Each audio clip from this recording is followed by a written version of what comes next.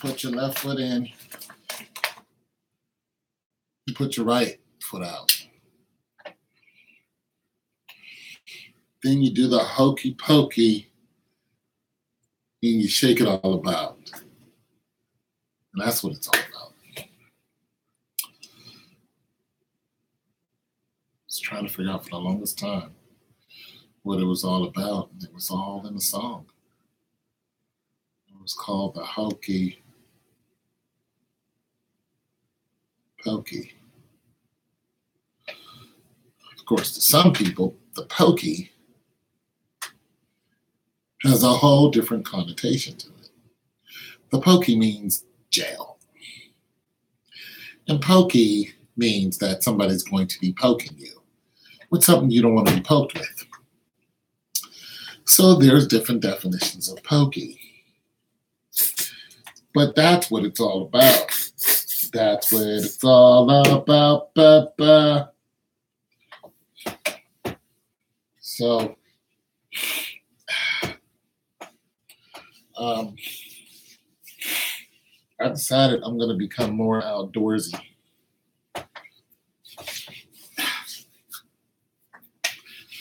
And for those of you who think I hate Atlanta, I do not hate Atlanta. I don't hate Atlanta. So, some of you would cut that out. But you like it, don't move here. Don't move here. I can't see y'all talking, but I can imagine your lips are doing that. If you don't like Atlanta, don't move here. You want boo.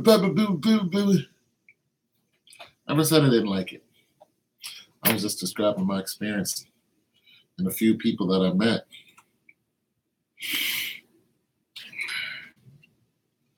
And the sheer terror that will consume you if you listen to the news. In the news. All right, so.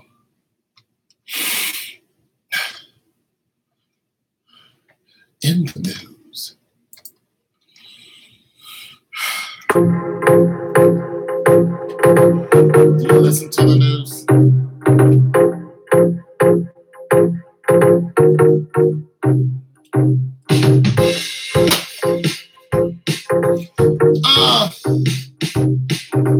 It's your boy, Joe. Yo, it's Mr. T to the O to the N and the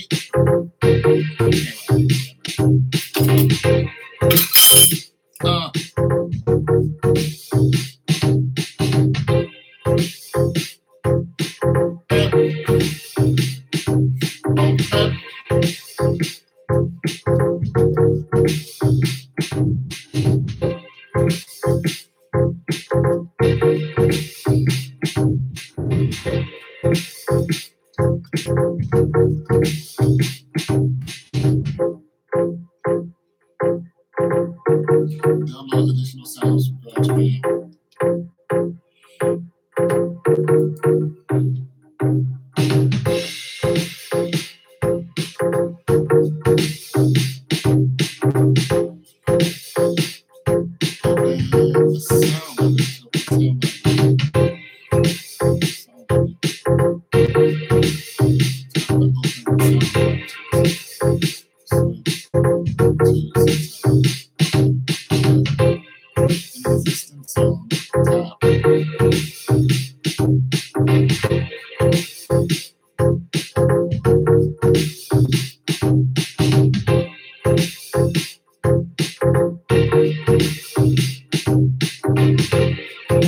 All right, so I'm trying to figure out how to open the sound library in GarageBand because I need more music.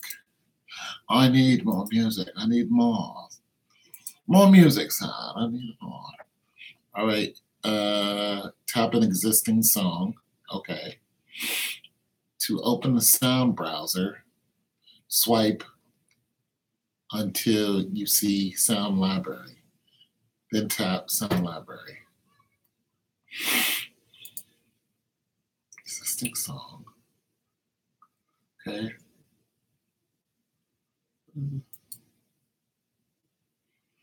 I need to know what the sound library is. Oh, that I couldn't help myself.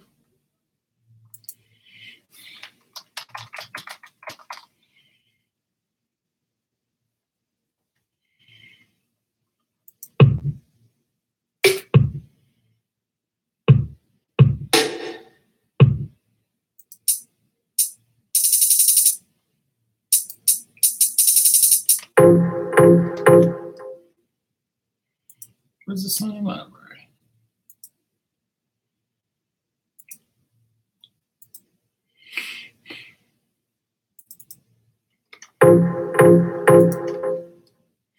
All right, I don't know where the sound library is, but I'm gonna find it. I caught it up and find it. I was gonna find the sound library. An existing song, tap. You look for that sign. So recently, one of the people who knew Michael Jackson, they said that Michael was killed by a laser. They said the doctor didn't kill Michael Jackson. They said he was killed by a laser. A laser killed Michael Jackson.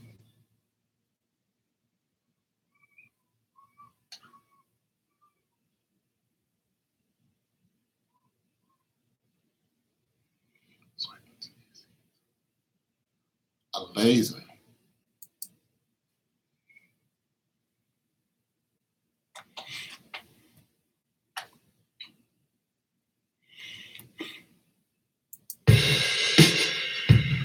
I mean, could you imagine that?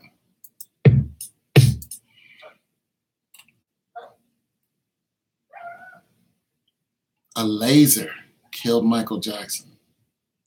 That's what old dude said. Nah, Michael wasn't killed by no doctor. He's killed by a laser. Wait, what? A laser? Like a laser beam? That's what old dude said. Dick Gregory said he was killed by that. You stay going live. That's because I'm bored. How are you? I changed my profile back. This is Nicole. Nicole Love Sings. I don't know about all that. Yeah, they say it was a laser.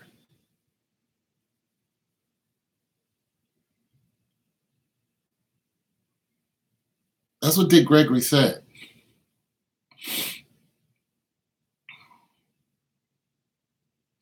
Yeah, I go live when I'm bored. I just be wanting to talk to somebody because my papers are, I don't feel like doing them, and I need to go and eat. I'd be hungry too. You can't concentrate when you're hungry. I have the information in my head, but sometimes I just want to chat it up. I just want to talk to you. I just want to talk to you, baby. Miss Nicole. I just want to talk to you. Oh, Miss Nicole. Ooh. Lady. Oh,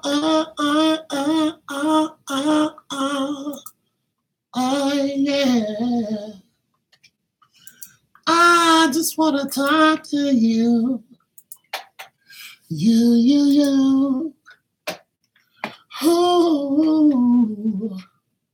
Oh, Miss Nicole.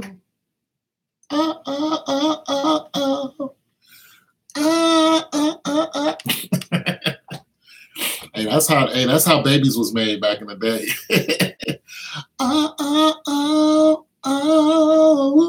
Begging. Dudes was begging every 5 seconds on the song. Oh, baby. He's about to beg. Baby. It was a song that just went baby. That was sung by a woman. So is it true that in Atlanta there wasn't enough jobs for people? That's true. That's why the crime. That is true. That is true. Listen, the crime in the ATL, it was deplorable. It was scary as free. And this is a long time ago, so you know it's crazy now. Like home invasions wasn't a big thing back then. Home invasions is huge now. They're getting everybody in home invasions. They just got R. Kelly. They don't care who you are. Matter of fact, the bigger the name, the better. And if you're home, they're getting you. I mean, they're getting football stars, basketball stars. You know, some of those guys are dying because of it. Like that one football star played for the Redskins 5-6 years ago. And 2 guys broke in his house. Got him. Yeah. No, honey. No. Oh, no. No, that's real. R. Kelly showed the video of his house empty. And that one guy, he got in Florida. No, honey. The home invasions is real. And they don't even care if you're home. Oh, yeah. They don't even care if you're home. They coming in.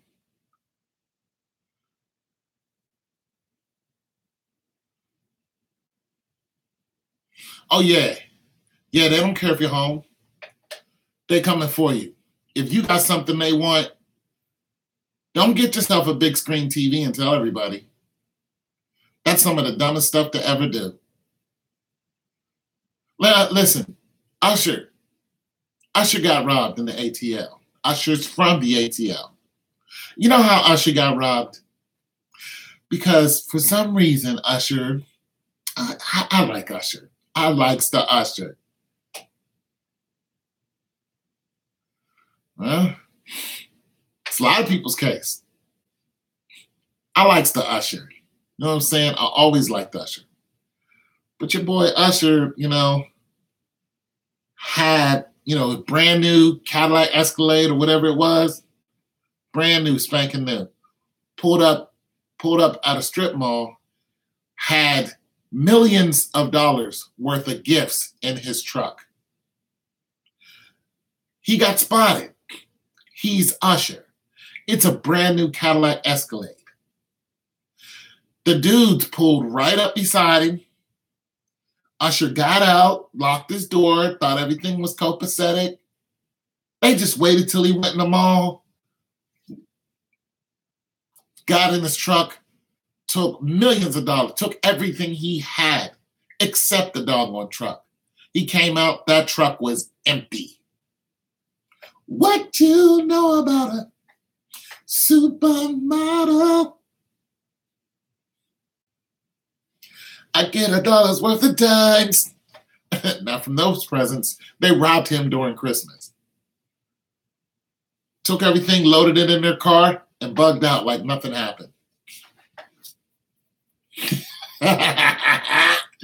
It's like, Ush, what was you thinking about?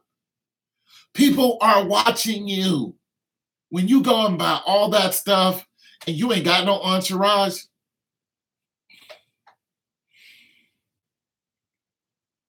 what was you thinking about, bro? You should have had somebody there in the truck, like waiting. With toast. I'm not running around with all that money without entourage and that got toast with them. You want this, you're going to work for it. I don't get it. I just don't. Can you dance, Nicole? Are you a dancer? I'm your private dancer. Dancer for money. Do what you want me to do. Are you a dancer, Miss Nicole? Do you dance? Do you get down with the get down? I bet you can dance.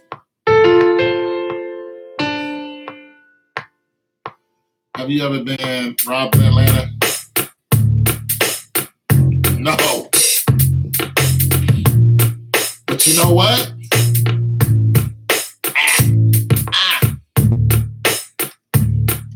But you know what? I didn't have anything to steal. I didn't have a car. I didn't want one. My house was unfurnished. My apartment that I lived in when I was on my own, it was unfurnished. I didn't care. I didn't have a TV. No. I had one TV that I brought from here. I threw that TV away. I used to watch the news with that TV. I stopped watching the news. My whole thing in Atlanta, when I lived there, I either worked a lot, and when I wasn't working, I was out riding my bike. I traveled all over the place riding my bike. I had a great time. You know, if they was going to rob me, they going to rob my bike. I'm like, okay. I didn't have anything. I mean, they wasn't going to get anything but a raggedy bed from me. Do you think living in Atlanta at the time, your chances of getting robbed are less if you live in a gated community or less in a condo? Well, that's the purpose of a gated community. But the purpose of a condo is not that you don't get robbed. See, people think that if you live in a condo, then you're some type of upper echelon or no, there are condos in, all over the place. All a condo is you own that apartment. You're no longer renting it. And there are people who own the land that you're on that come and take care of the land and the apartment. You bought the apartment, meaning you can sell the apartment if you want to. That's what a condo is. It's a bought apartment. That apartment can be anywhere. Trust me, I've seen condos that are just like, you paid how much for this? But people own it, and it's in the hood. It's like, this is the hood, and you bought this condo. Why? I dated a woman for about 3 seconds who bought a condo in the hood.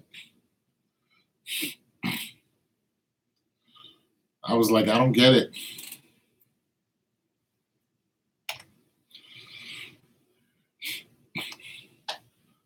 So, yeah, there's that. Oh, yeah. This one goes out to Miss Nicole.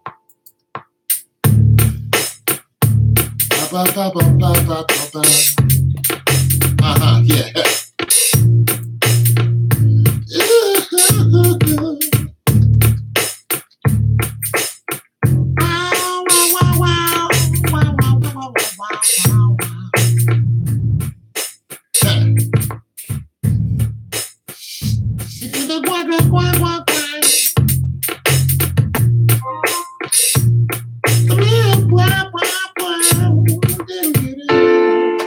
No thanks. I'm good. I'm kidding.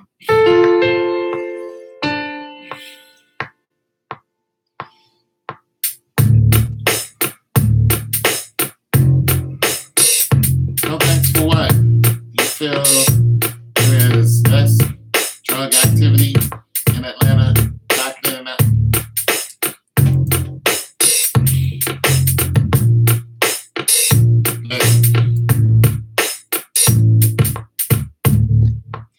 Anytime you have more people who are impoverished, you're going to have the things that they do. So you have a lot more people in the ATL now than when I was there pre-flood. So you got a lot more drugs there. You got a lot more activity there. You got a lot more crime there. It's not like they made a lot more jobs.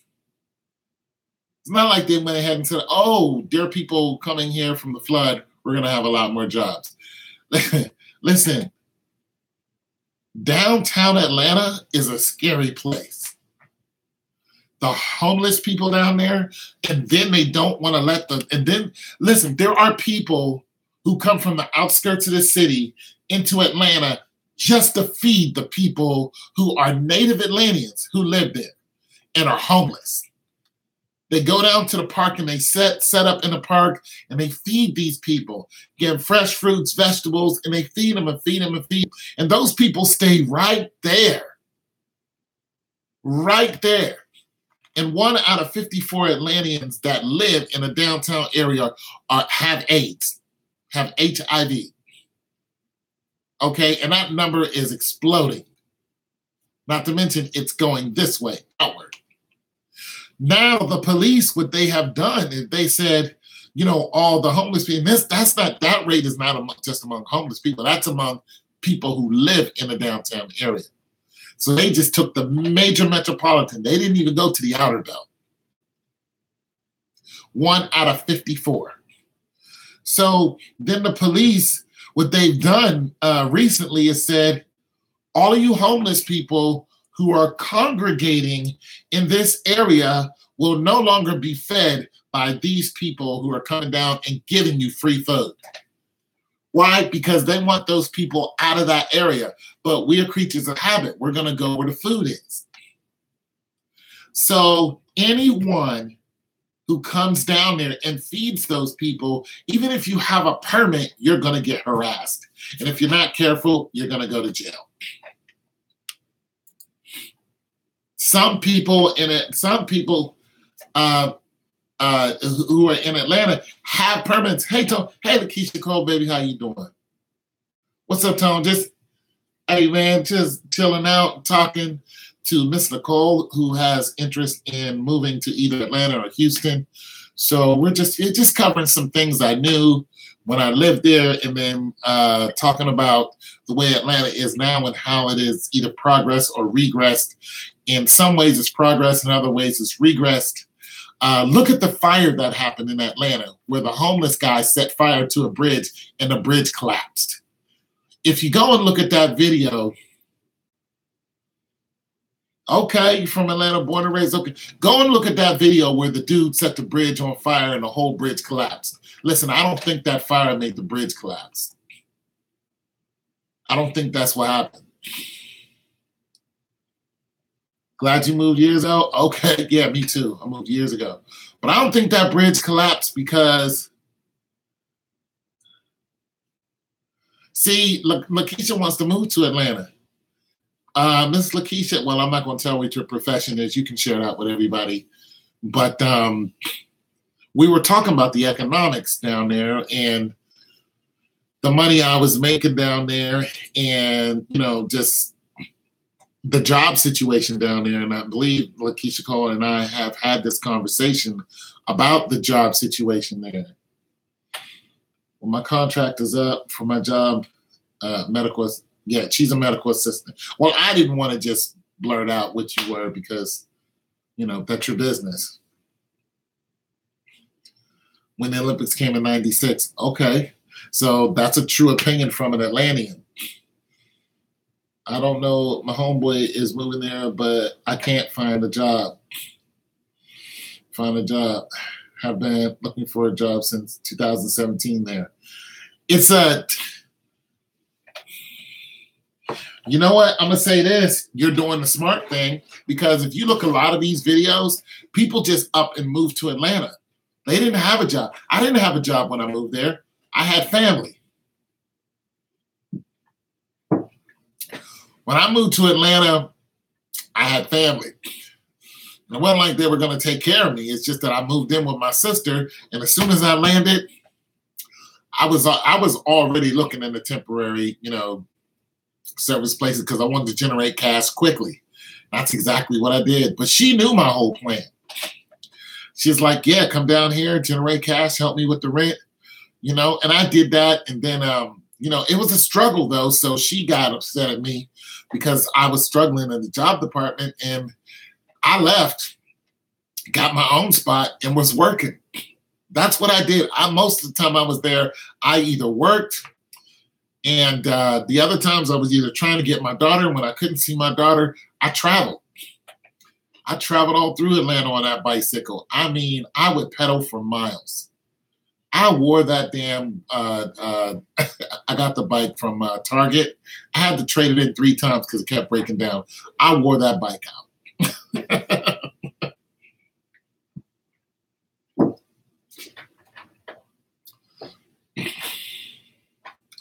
Yes. Yeah, you want a job before you go.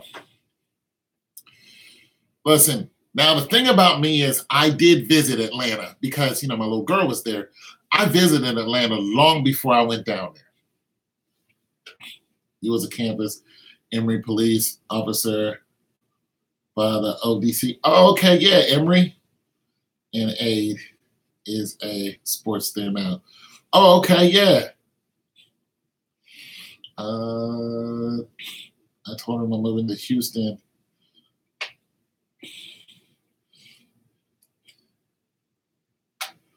He wants to live out his dream.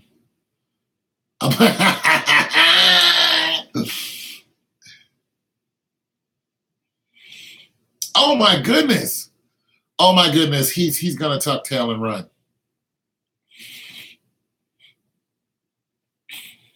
He doesn't live in ATL no more. Nitro doesn't live there. Not anymore.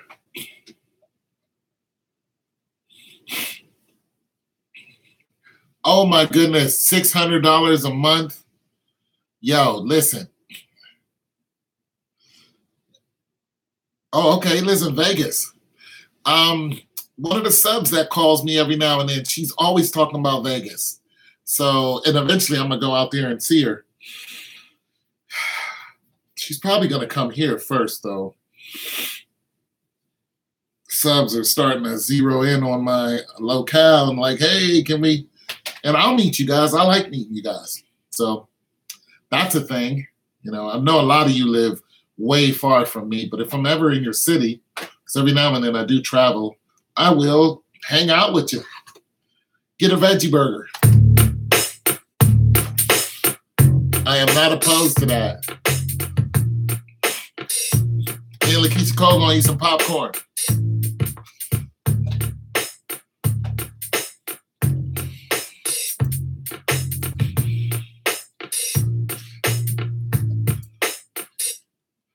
Gonna eat some popcorn. And Lakeisha Cole. Lakeisha, where'd you say you live at now? Me and Lakeisha Cole. Me and Lakeisha Cole. Visit Atlanta for business, but not to live. You should visit. Yeah, visit. What programs you use for beats? Oh, GarageBand. Thanks for asking.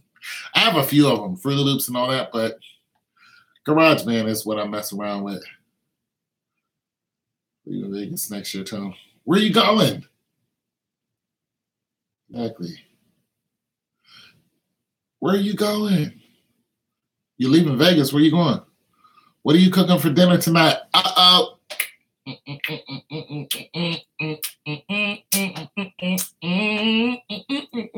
I'm having fish.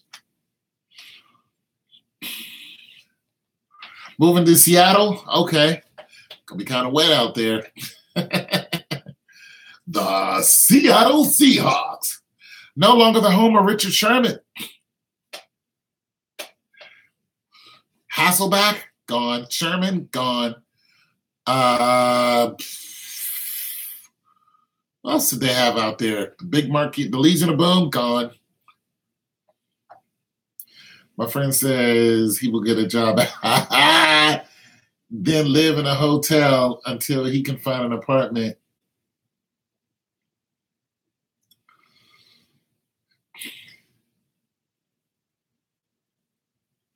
That is a horror bad idea. That is a terrible. Listen, my sister, but you gotta be a little off your rocker to do this. My sister actually lived in a 12-man tent in Atlanta. My sisters lived in a 12-man tent.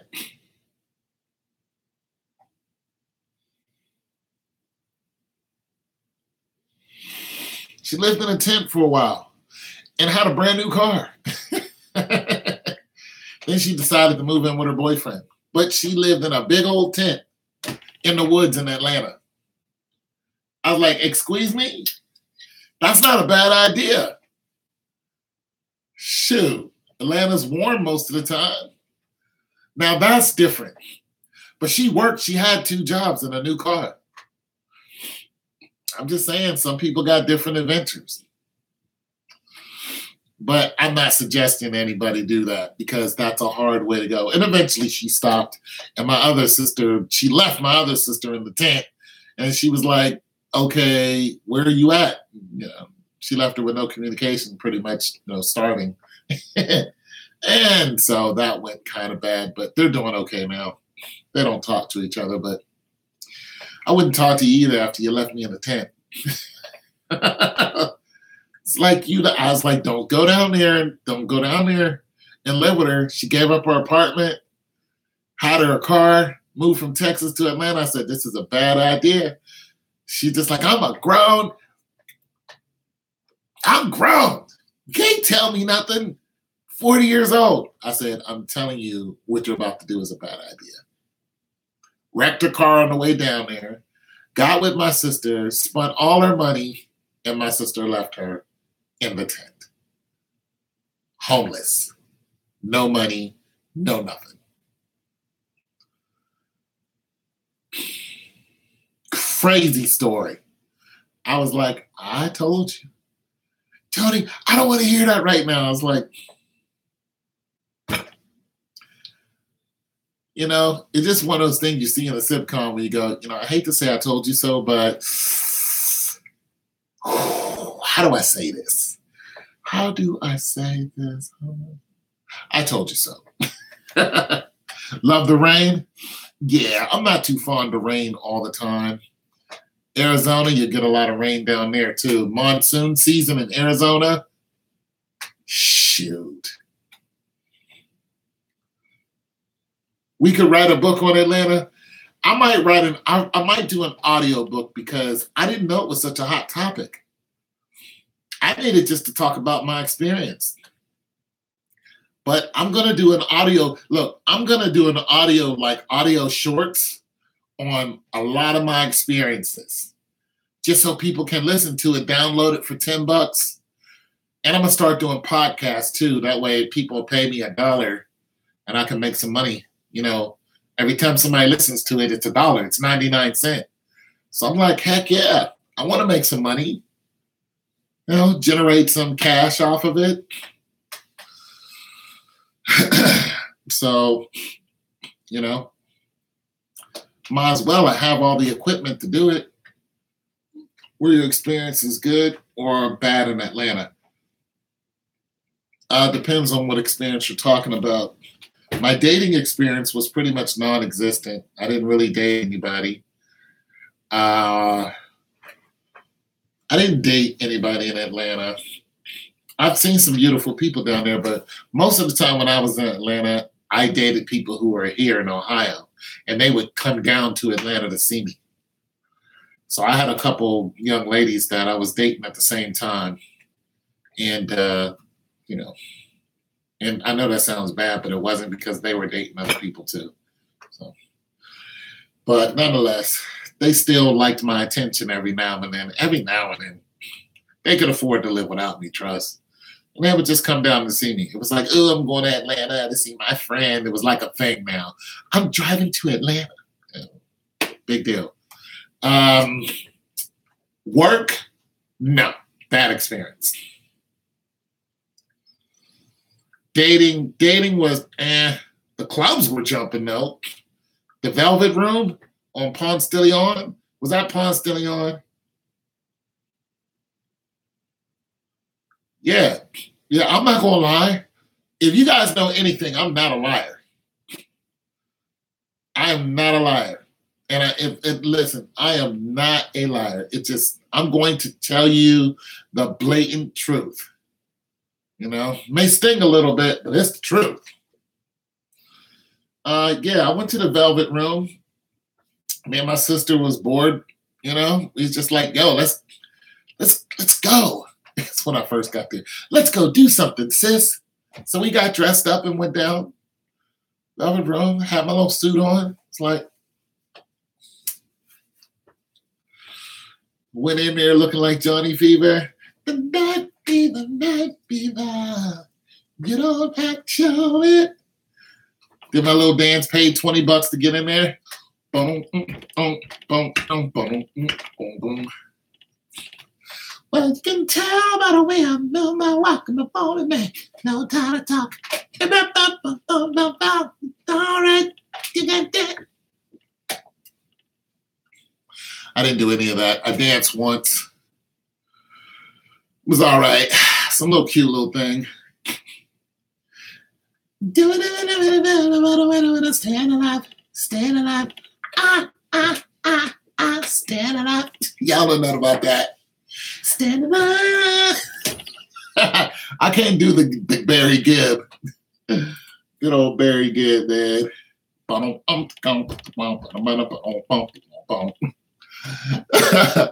But I was in there rocking, do whatever song was out then, doing my little my chicken wing. I had some chick with the chicken wing, and then it was over kind of quick. She's like, "Oh, he's handsome." Rolled up on me like, "Hey," when I was like, "Yeah, come on, let's do it." And I got out there, and I was just like, bam, bam, bam, boom, bam, boom, bam, bam, bam. Girl, look out, double up, boom, boom, boom, boom, boom. I hit her with the chicken wing, and she was just like, ugh. But I also was down there because I was going to be a movie extra, so I went to the Tyler Perry open call. Yeah, Club 112. I also went to the chocolate, I walked past Chocolate City. I never go into strip clubs. Like I did that when I was like in my 20s. I did that a couple times. And I just watched a swarm of men trying to put something in a woman's body that didn't belong there. And it just disgusted me. And I was like, this is somebody's kid. Like, you know. So strip clubs were just not me at all. And hey, that's their hustle. That's their life. I can't do it. Yeah, I did some walking. I didn't mind. Met some great people, especially when the Tyler Perry thing came out. That was cool. But finding a job was hard. For the women in chat, stay away from the West Side. West Side? Finding a job was the hardest thing in the ATL. But I tell you what I did love about the ATL was 5 points. 5 points I liked. Oh, yeah. Yeah. 5 points, man. 5 points I liked. I also went to a Roots concert. Oh, my goodness. Go to a Roots concert and go to a concert. Go to a small concert in Atlanta. Go to a small concert in Atlanta like Erykah Badu or something like that. The Roots or KRS-One or something like that. Yeah, 5 points, man.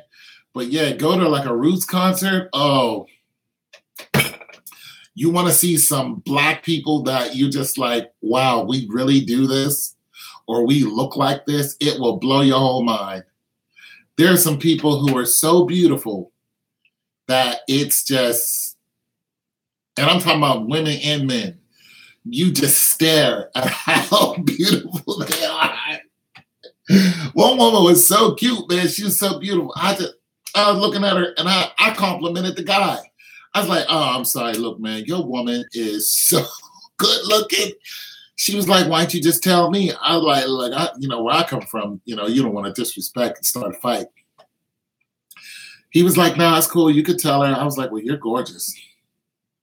Like it was, they didn't have the same hangups they do here, is what they were saying. Like Those are not fighting words to us to say that my woman is beautiful, you know. So I was like, okay, you cute. And then I met a young lady who was even finer than that. She ended up giving me a ride to the bus station. Never saw her again. She had a boyfriend and everything. But pretty and beautiful in Atlanta is completely different. This girl had an hourglass body. She looked like one of these Instagram successful models who are actually getting paid. Like, that's what this chick looked like. And we were just talking in a concert like it was nothing. And beautiful in Atlanta is a completely different perspective than when you go to some of these other cities. It's normal. The beautiful women who come from other cities and go to Atlanta are normal. They're like, I'm beautiful where I'm at. Well, you're normal here. Because there is a collage of beautiful men and women here that's why everybody's screwing each other. Because when you have people that are beautiful, you're going to have a lot of sex. It is what it is. I never slept with anybody in Atlanta. My baby's mom, but that's before I even lived there. But beautiful in Atlanta, you think you're a hot cookie? Go to Atlanta. You'll get shut down. They'll laugh at you. You'll be like, oh, you think that's beautiful? Oh, no. Let me show you what beautiful is. And you'll look at somebody who you'll just be staring at them. You won't listen. When I was at the Roots concert, I stared at this guy. And I'm not gay whatsoever. Like, I didn't have no lust for him, but his freaking hair, the way he had his natural hair up, and it was all, and I was looking at him like, I thought I was a cool dude. I was like, oh, I got to step up my game. I was just looking at him like, and this woman was just as short. It was so dope. It was just so dope. When I worked in the museum, I know history, right? I thought I was something. I was working in a museum, and this sculpture of a woman, Black woman, walked in with the Egyptian eyes did up, came in and told me stuff that I didn't even know about. She pretty much I had to shut up because she told me stuff that I had no idea. Was bad. Light skin, beautiful, natural hair, came in and just shut my whole thing down. And you know what? I was okay with that. She was fun to listen to. She was fun to look at. I never saw her again. I didn't ask for a number. I loved all the information she gave me. That is normal in Atlanta. Beautiful women walk up to a guy and just, what's up, blah, blah, blah, hold a conversation with you. That's normal. Some places just like, oh, she's cute. Oh, he's gonna hit on me because they don't care. And Europe is the same way. You think you're a hot tamale, go to Europe.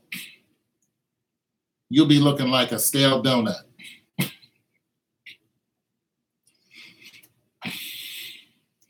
Yeah, Norcross area. Yeah, Norcross. You think you're hot stuff, go to Europe. Everybody wants to talk to me. Nobody in Europe wants to talk to you. Nobody. They can bump into you and they won't even look at you.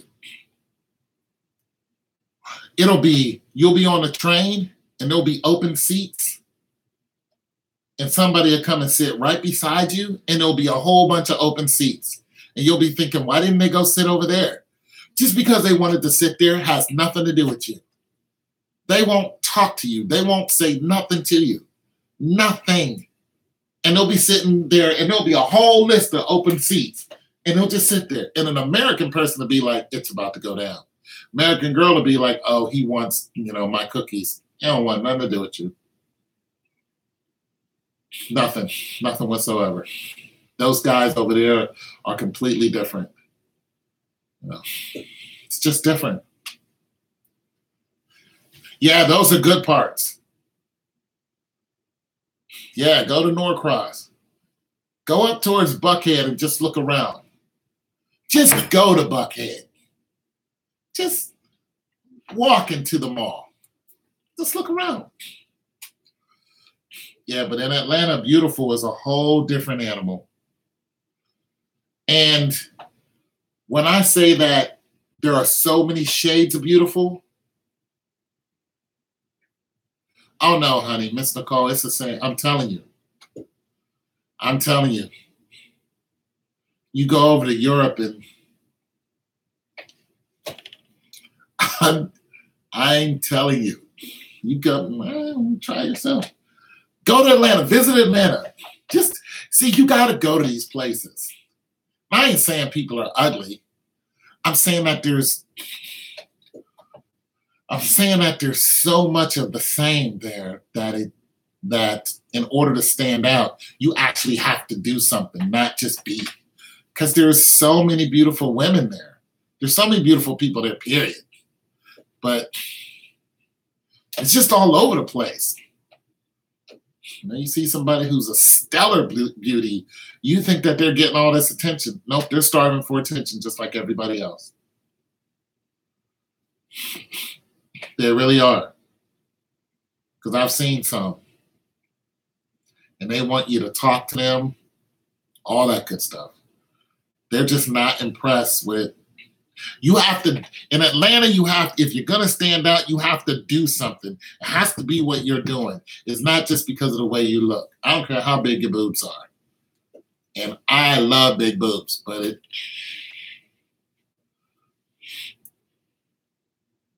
telling you, I'm a fan of big boobs, but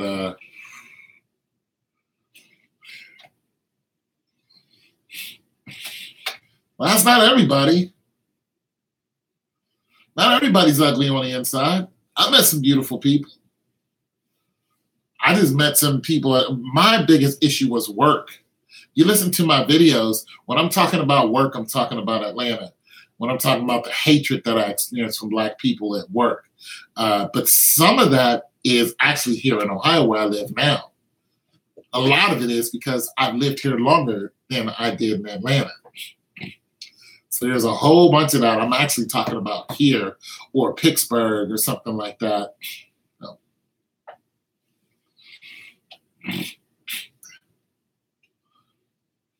That's a good price because I pay $600 plus water and trash. Usually around $650. I just give them $650 because I'm paying maybe a couple dollars over. Oh, okay. Yeah, I paid $600 when I was living there. Me and my sister had a good apartment. My apartment wasn't that bad either. It was just a 1-bedroom though. It was small. But I didn't need much because I did the same thing pretty much every day. As long as my bike had a spot, I was good. Had a little lock too. I like my little bike. I'd ride it down to the movies, go watch a movie, come outside, everybody jump in their car, I'd jump on my bike. My favorite place that I used to go was the comic book store. I used to hang out with the nerds at the comic book store. So the movies that you're seeing now, I read about those movies 15 years ago. The big Marvel movie they have out now, I've already known about that. In Infinity Wars, I read those books 15. Heck, I have a huge comic collection right here. I got probably 200 books sitting right there. I stopped reading them years ago. Yeah, like I said, go down there and experience for yourself.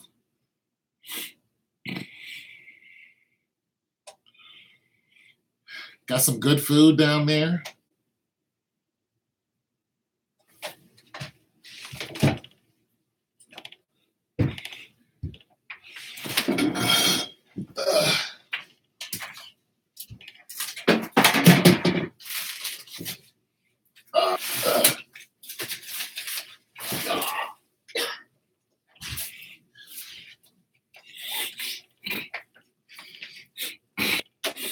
This is filled with books. X-Men's, Catwoman, Spider-Man's, more X-Men, origin stories, more X-Men's. These books are 15, 20 years old.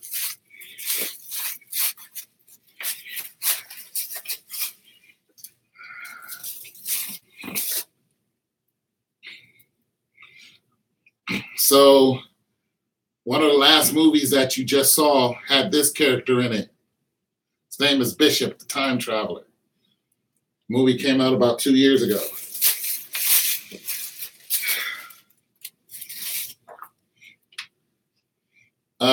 This character right here is the angel, the archangel.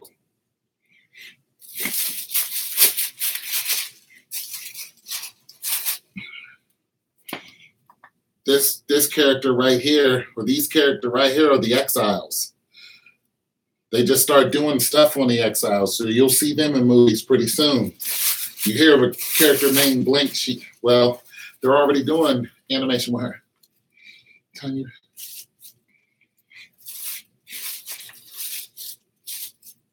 Honey, I got time to write those. You haven't saw this character, but this is actually a he, but he can turn himself into anybody he wants to, as long as he sees them. Oh, those papers are gonna get done. I do the same thing every week.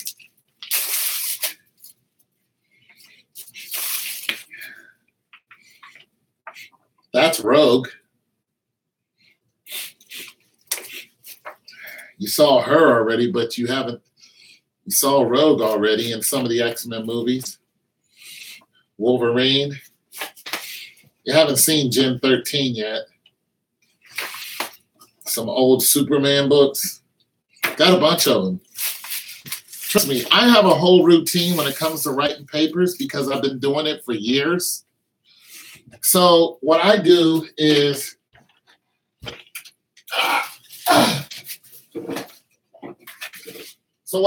I start the paper, right? When I do my research, I read.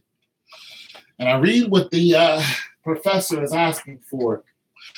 And then I take a break. I take what's called an eye break because my eyes be hurting. Scott Summers, Cyclops. Then I take a break, rest my eyes, go outside, lay down, listen to some music. And then I start imagining what I want to say. And then I come back and I get my first paragraph down, which is my summary. And after I get that paragraph down, I've been doing this so long that I can do a 5-page paper without any references. I can probably do a 10-page paper just by the information that I know. I can sit here and tell you a bunch of information that none of you really care about, but all of it is relevant today. And tell you the history of healthcare. Start throwing out all kind of numbers that you could ask 4 times. Their outer belt is, oh my goodness. Look, it is a 4-lane each way highway. It might even be bigger than that now. Like, it's huge. And oh my goodness, the circumference of that outer belt, I don't even know how many miles it is. It's just huge. So huge. So as far as the food is concerned, there are a lot more cultures in Atlanta and a lot more mass than there is here. So when you want to eat something different, it's easy to find. And now that the internet is popping, it's easy to get to or to get to you. So it's easier. The Perimeter and Spaghetti Junction, oh my God, huge. Yo, Atlanta is so big. It's so big. Like it will baffle you. Okay, let me put it like this. It's one of the largest airports there is in the United States. It's one of the busiest and largest. It's huge. I'm telling you. Like, I hate going to their airport because there's so much walking that has to be done. It's just huge. Huge. Donald Trump. It's huge. Huge. It's a big, big, big place. That's why I'm saying your experience might be different than mine. Go to Atlanta. Go. But research before you move and visit at least, I say visit at least 3 times before you make that jump. But if you're in a hurry, visit at least once. And don't go down there for a day. Do not do that. I promise you, you'll be disappointed. Don't do that. Don't go there just to visit Stone Mountain and look at the historical and be like, I've been to Atlanta. No. Go to Buckhead, go to Stone Mountain, go to Ponce de Leon. Just go. Just get out as much as possible. Get up early, go to bed late. And visit. But ask questions. Go to 5 Points and get something to eat. Go to the underground. If you don't do anything, go there. Because 5 Points will make you feel like, some type of parade is about to happen twice a day. The reason why they call it 5 Points is because the 5 points of the city meets there on the train. There are working people mixed with everybody else, but the majority of people you're going to see during that time, they're all working people. They're all going to work, and it's a lot of them. So if you want to experience, go to 5 Points during the rush hour. Just go. Just get on the train. Be like, I'm going to 5 Points. And get something to eat. There's music shops there. There's all kind of shops down there. Go and check that, because I used to go to 5 Points and just be out there. Walking around, you'll see vendors everywhere. That's what I did. So there's that. Just go. But if you rent a car, get on the outer belt, visit some different boroughs, communicate with myself and people like Nitro when you go. Don't just go and by yourself or something like that.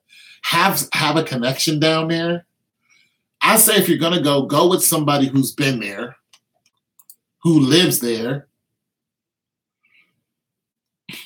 Yeah, go with somebody who lives there or has been there, because you can go to the wrong hood and not come back.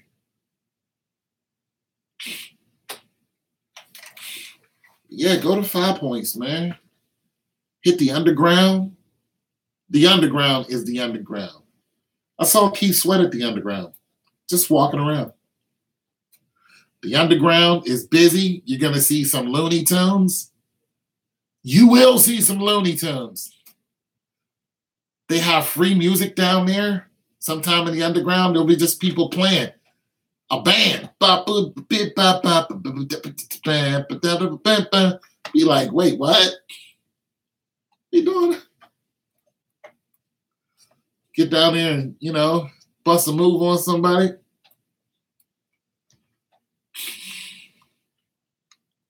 But just be aware. The good can turn bad on any given Sunday. You have been in the wrong place. I've never been robbed. I never got into a fight. But I stayed in my lane.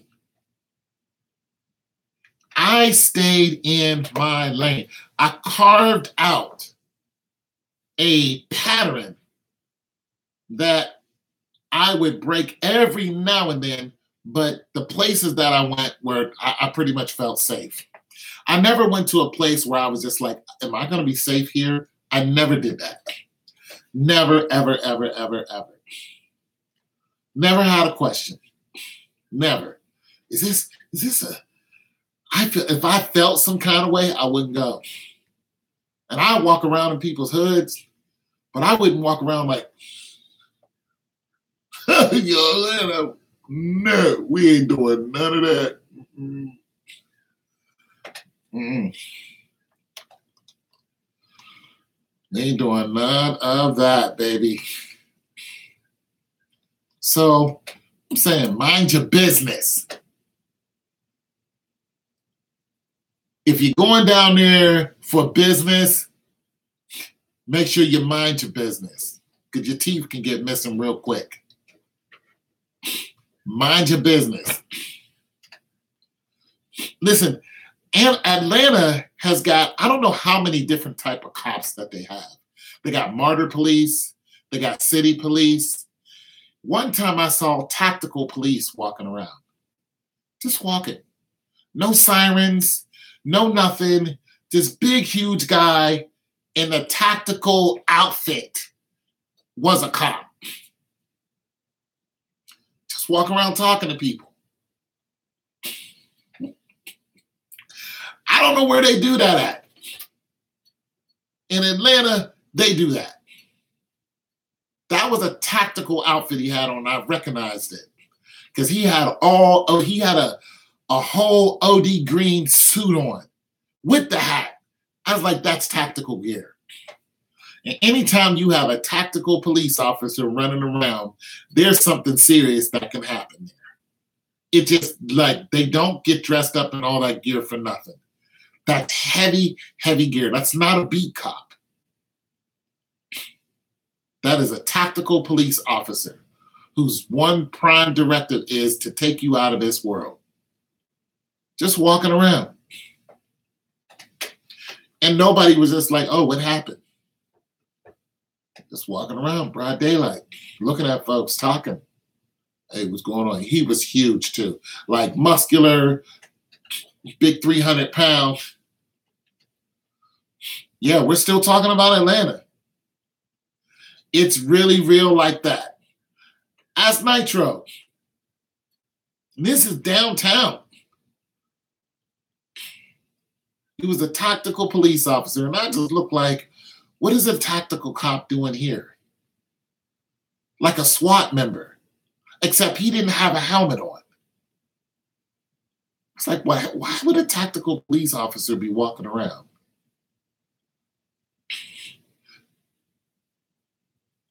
That's the first thing you think. If you're not from Atlanta and you recognize who that officer was or what he is, the first thing you ask is, what just happened?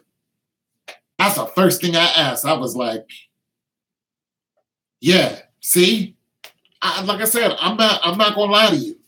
That's the first thing I asked was, what happened? But that's a normal thing in Atlanta.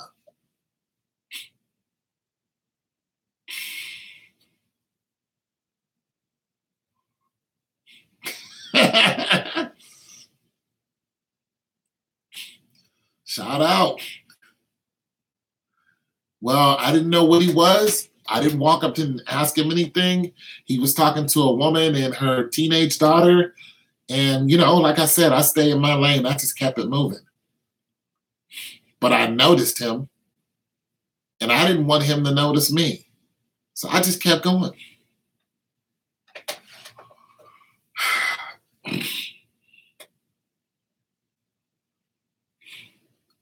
Because that's the whole point, Nicole. There was nothing going on. There was nothing going on. There was no big deal that happened. If there's something going on for one, you're going to see more than one. Okay, let me put it to you like this. When I went through the Houston airport about a year ago, there were Army. There were either Army or Marines standing there with loaded rifles, which is the... they had loaded M16s, what you guys call AR-15s, we call M16s. But an AR-15 is a semi-automatic, and an M16 is an automatic weapon. And 40 cal, yep, Glock 40s on them, all of them. in the Houston airport, looking around. Just standing there. Nothing happened. But if something does happen, somebody's about to get the hole in their face. That's why you don't go up and ask them anything, because nothing happened. But if something does happen, it's going to be all bad for whoever makes it happen. That's the whole point of them being there. There's, like I said, there was no sirens, there's no barricade, there's no stay away from this area, nothing that. But it was a tactical cop. That cop looked different than any other cop I saw out there. Wasn't a beat cop. Wasn't the MARTA police. There are MARTA police. MARTA is the train and the bus system. They have their own cops. Know this. It goes down. They have their own police, just like New York. But New York police, I think, I've been to New York, but I never lived there. I think the New York police are I don't know if, I think they are a part of the subways and, you know, stuff like that. So I think it's just New York police. But MARTA has their own police force. The city cop has their own police force, and then there's a tactical force there. And of course, there's a federal force there too. Every city has a federal force. Barton police for subway. Okay, so yeah, those police are like the MARTA police. We don't have that out here. Our system is the CODA system. We don't have CODA police. You just have the police.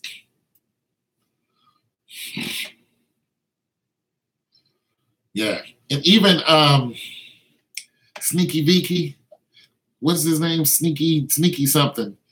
He's the head of one of these. He was talking about going to jail in Atlanta. He's like, you don't want to go to jail in Atlanta. It's a terrible place to go to jail. It's bad. He's like, don't go to jail there. So there's some good and bad for you, Miss Nicole. I know that's why you're asking a lot of these questions, and that's fine. That's fine.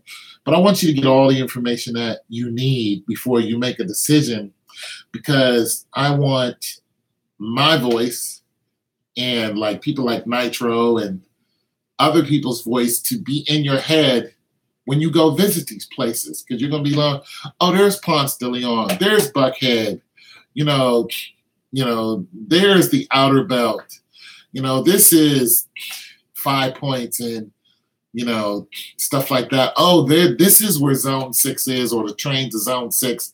Not really sure I want to do that during, 2 o'clock at night. So would you say the police are nicer where you are now? And now in Atlanta? I don't know about that, but only run-in I had is with my sister, who got into an argument, and I need to know it all yet, because Atlanta is a mecca for Black music, and I need to know what I'm getting myself into. If some reason I have to, like I said, go down there and visit first. But will be full-time in Houston. It's just Atlanta. I'll probably be there back and forth. Yeah, that's a good way to do it. That's a good way to do it. As far as the police is concerned, I never got harassed by the police in Atlanta. Like, the police follow me here. They'll get right up behind your car and won't do anything. They just mess with you. I never got messed with in Atlanta. Never by a cop. Never. Never. Pittsburgh police will knock you out. That's how I got this dent in my head. They'll take you off of this world right now. They don't have a problem with that. Atlanta police, I never have. But I never did anything other than I got into it with my sister once, and she wanted me to leave, and so we had to go to court over that. But she called the police on me, and the police came to our door twice and told her, they said, the next time you call the police, one of you are leaving. They didn't say me, which actually shocked me because I thought the police were going to make me leave. They didn't do that. They was like, next time you call the police, one of you, which means you could be going to jail too, woman, because they didn't find no fault. See, when she called the cops, she just wanted me out. I was like, you can't evict me. It has to be done the right way, you know. But nonetheless, so we went to the court system, but I was already gone when we went to court. The only thing they did was they took my gun. They took my gun. And then when I left, I went back down and got my gun back.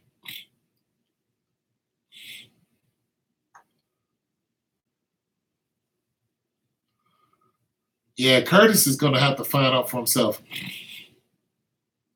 Oh, man. Okay, man. Talk to you later. Talk to you later, Nitro. Thanks for stopping by. Dude is a 2-time felon. Well, you know, there are a lot of felons down there who are making it, but makes it harder. You don't necessarily got to work for the man, but you got to keep your bread up. You got to keep that money. You got to keep that money coming in. You got to keep that money in the AT reel. You got to keep your money up. I'm telling you, you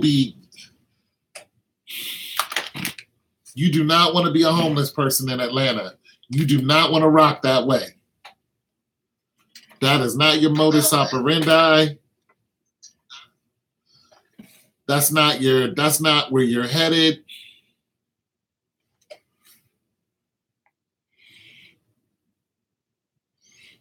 Yeah, that's not what you want to do. What is getting me offers in Houston, but James Price, he was a manager. Okay.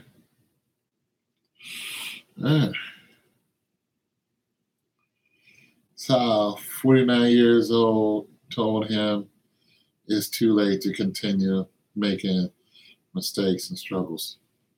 But he's going to. Stay safe, Nicole. Yeah, stay safe. Stay safe.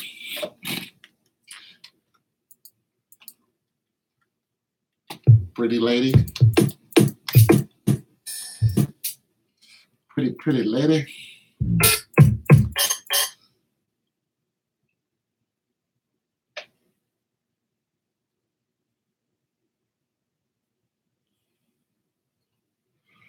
For me, like what? For you, like Tone. Stay safe, Nicole. Another big brother here. For you, like Tone. That's right. Stay safe.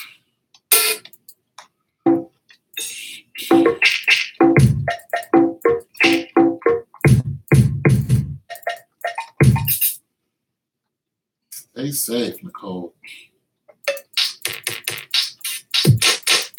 Because people will sucker you.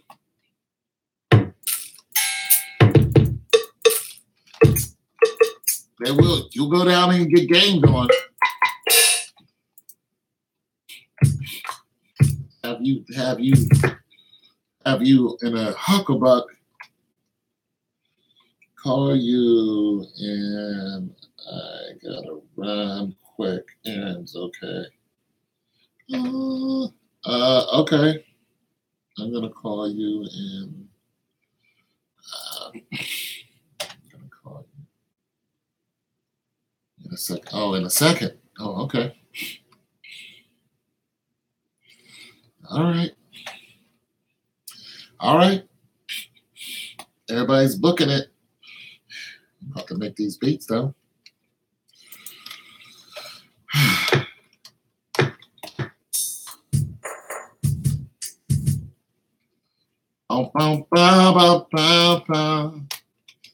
Start writing some more of this paper so I can get one of them done.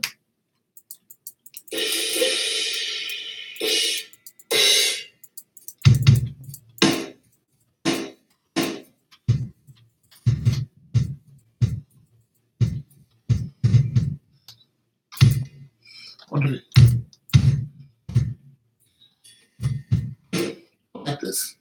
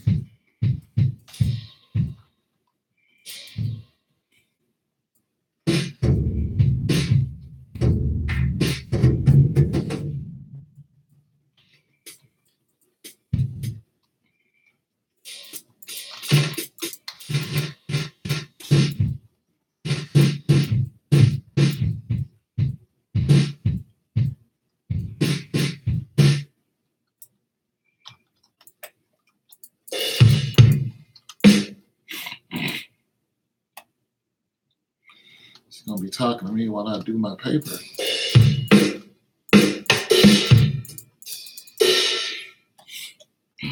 Trying to find a good. I'll talk to her, but I'm gonna be doing my paper too.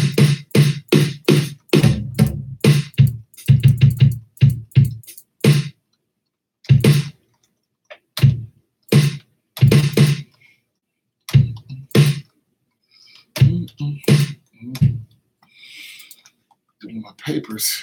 I like talking to my subs. I'm talking to my subs, talking to my subs. I was talking to my subs.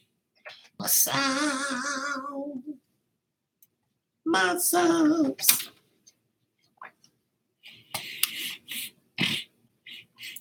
Making love to a beautiful woman.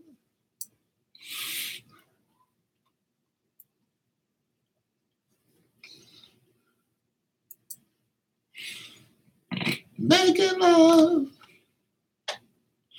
to a beautiful woman.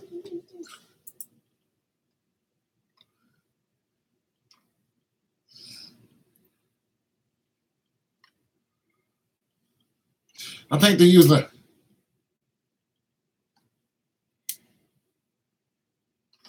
Okay. Making love. Make something really dreamy.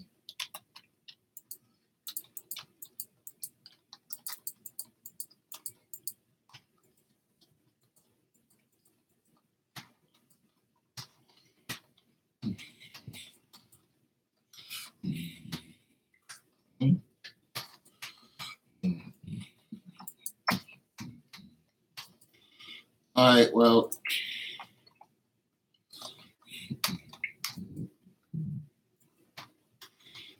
let me see if I can get this out.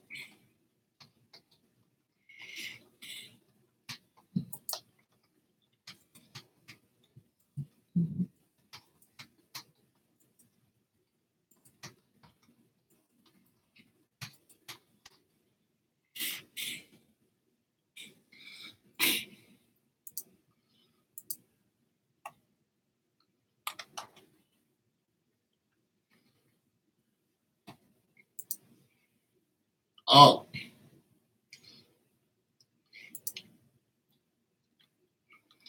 Okay, you got it.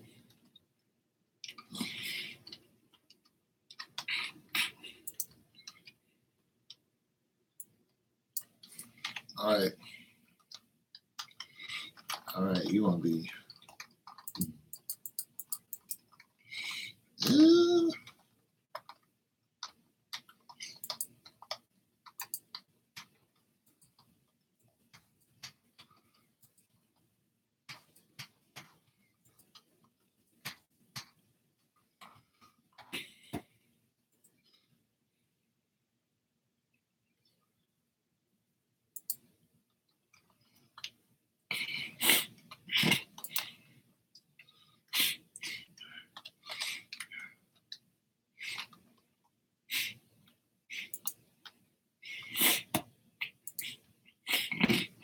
I like that.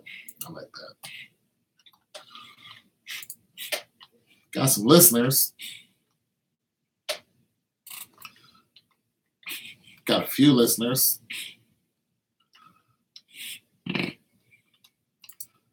I'm just trying to find different stuff to.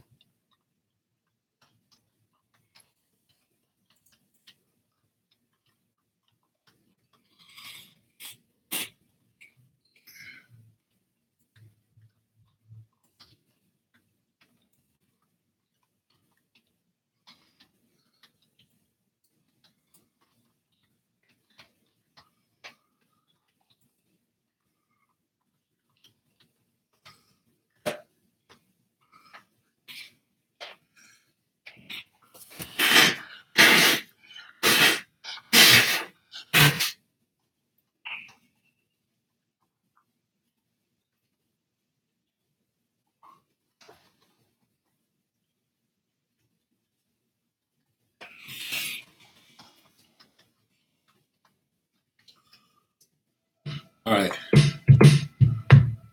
Just realized that you guys can't hear that. You hear this, right?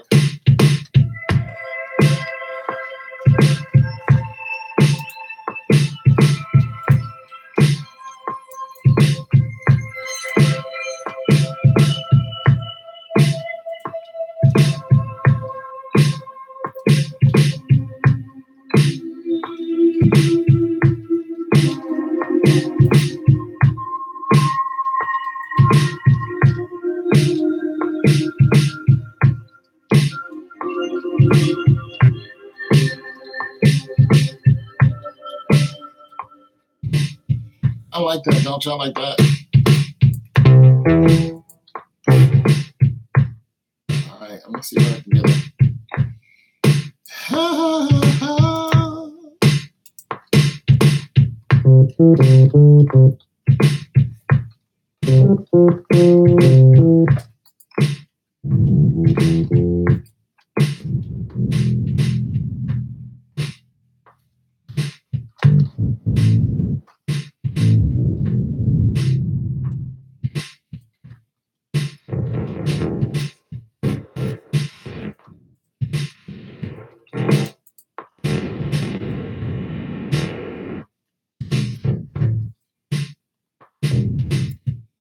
All right, how about some suppy bass?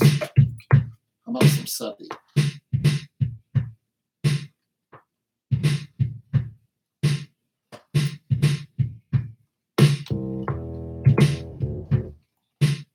Little suppy.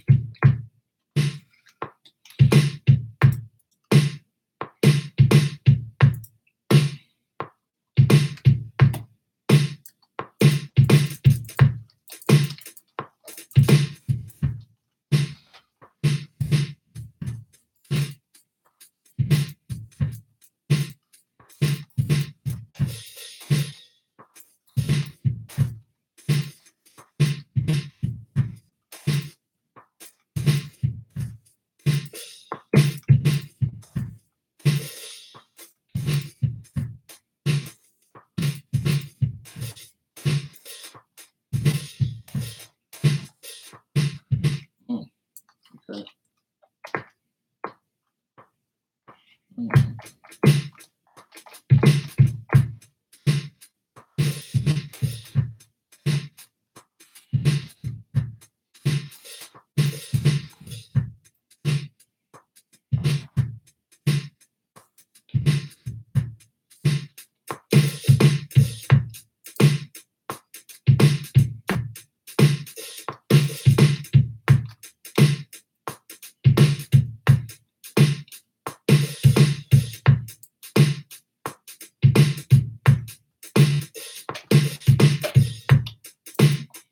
Work with the space.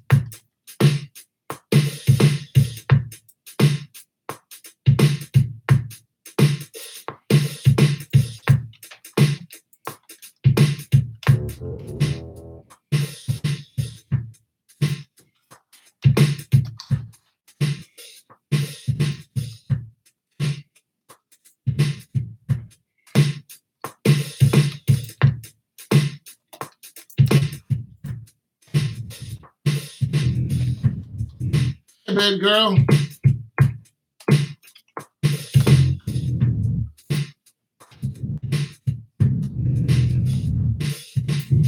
everybody, we need to pray for Red Red.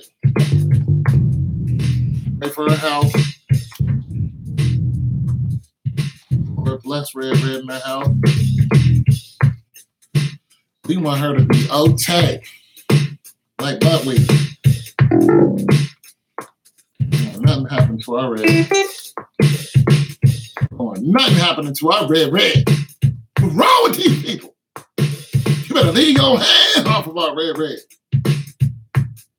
Go upside somebody's head over Red Red. Right now.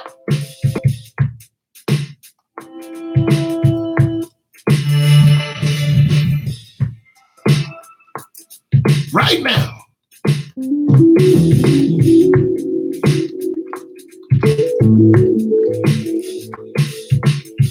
That's right.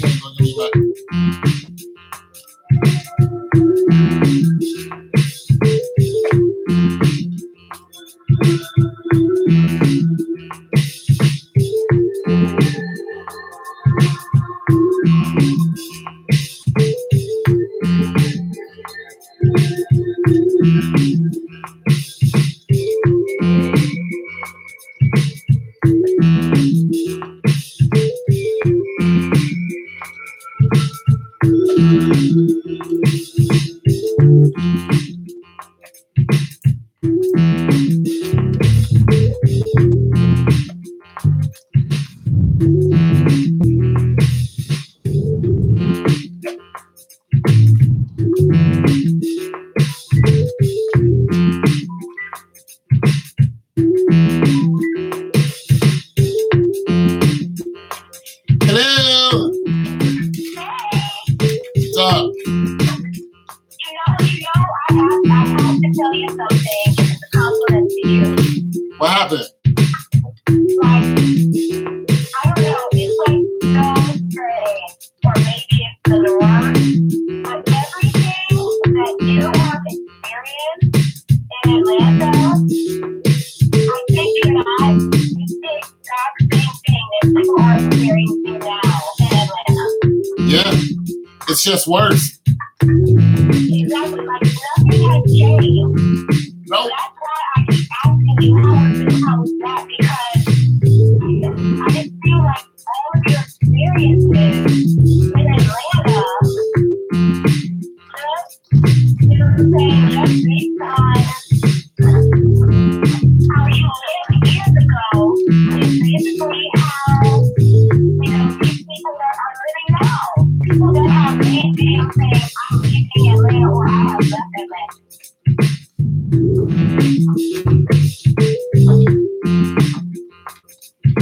The same thing. Yeah.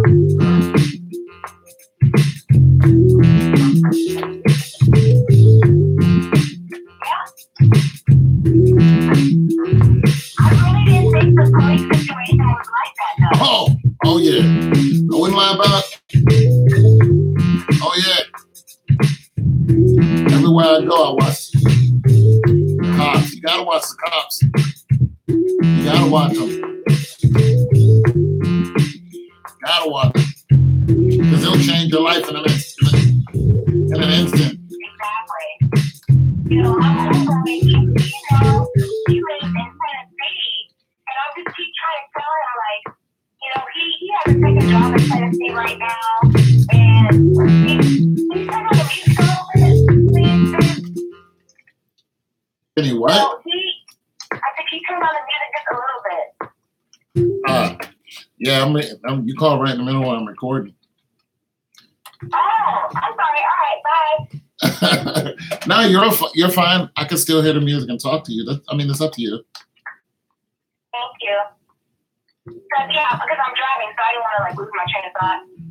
So Okay. I was telling you that, my homeboy, he lives in Tennessee right now. He just picked up a second job, so Okay. he's not even more excited about his move to Atlanta because he says this way I'll be able to stack my money and move. But I keep reiterating it to him that in life you have a lot of unexpected, bills and unexpected, expenses that you got to pay for. And I say if you don't have that same amount of income coming in Atlanta, it's going to be even more of a challenge. And he thinks that you and I are being Debbie Downers, and I'm just like, we're not. I'm coming from a more cautious, realistic point of view, and Tony is coming from an actual business that I have lived there. I know what it's like because I have lived there. And a lot of what you're saying is what has been going on now today. How am I? I don't mean to be a Debbie Downer. He said, oh, I'm looking at the Real Housewives of Atlanta, or I'm looking at Love Hip Hop Atlanta, and they seem to be popping over there. I'm just like, that is just reality TV, sweetheart. It ain't like that in real life. It's deceptive. Love and Hip Hop is a bunch of people who've already got money, and a lot of them have lost their money. Exactly. A lot more have lost than actually have. Yeah, a lot of them have lost their money. I don't even watch Love and Hip Hop. Once I saw Chrissy beat up that other girl, that was it for me. Exactly, like Stevie J, he lost his money. He's not a millionaire anymore. Well, a lot of them are. Yeah, young Jock, he's been lost his money a long time ago. Young Jock is a woman now. Exactly, like Erica Mena, she was never even a millionaire.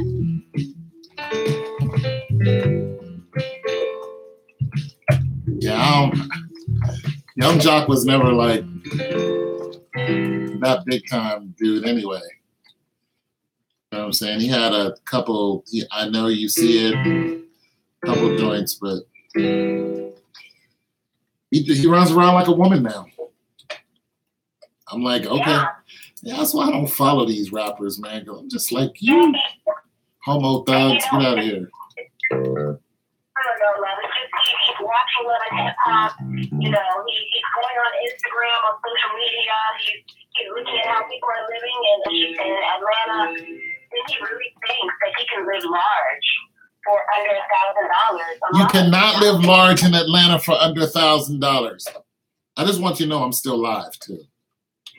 Oh, okay. Yeah, you cannot live. What'd you say? No, I said that's fine. You're alive because as soon as I get back home, I'll go back on your live. Oh, okay.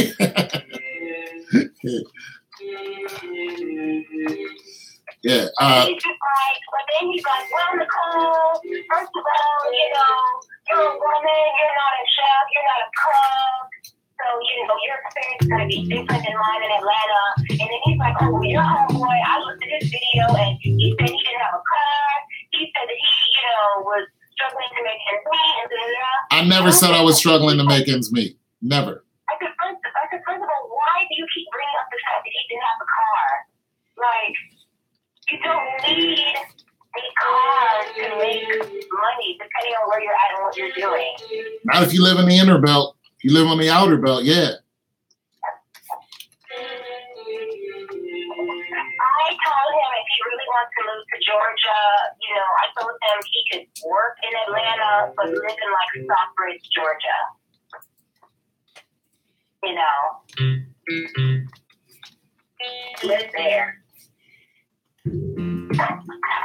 All right, love, let me call you back, okay? Okay. All right, love. Bye. That was Nicole, everyone.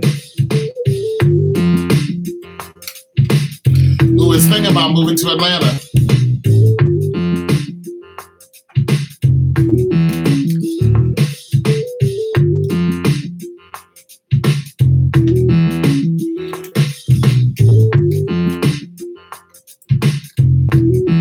Guess I'm looking for something.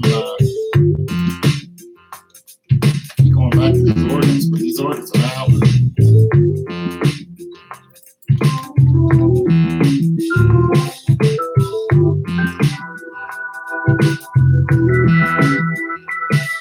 Red likes the organs. Red likes the organs.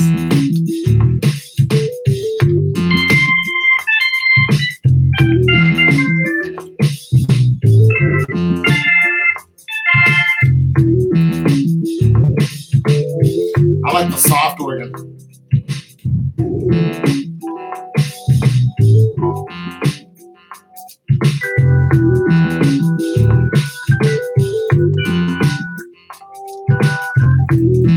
And a reverb.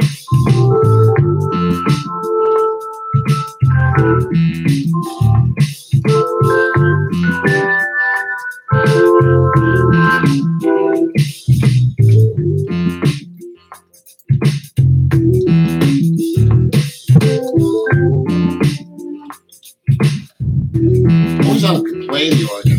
I was actually like good at it.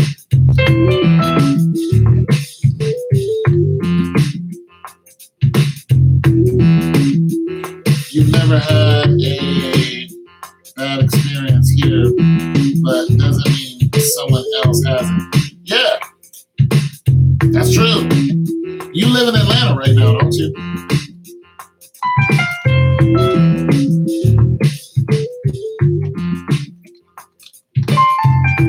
What part of Atlanta you live, if you don't mind me asking? What part you live in? Norcross, Stone Mountain.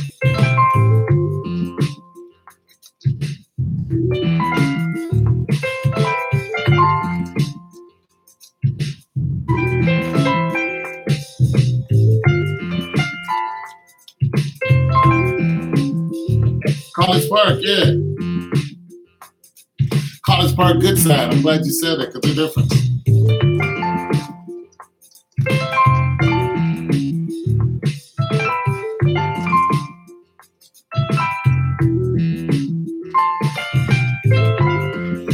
I need to download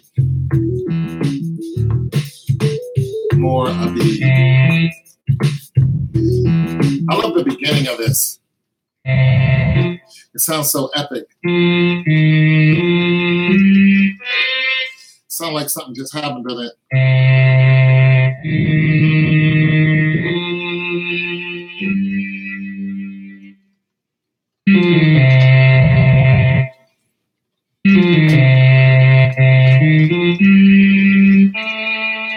Which is not the note in the. That is not the note in the scale. This is the note. Up. I'm sorry. But it sounds so sad. And then he dropped his fork.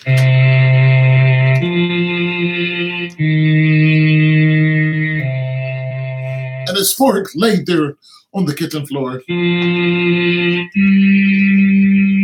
as he stared at the fork,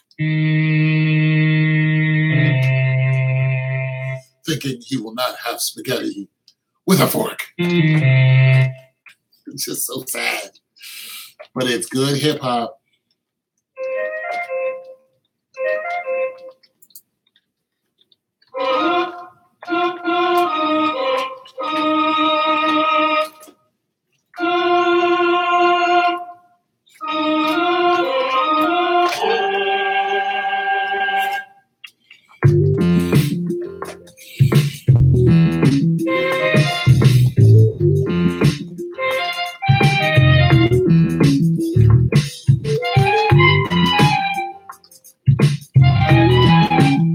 Doesn't that sound Arabian?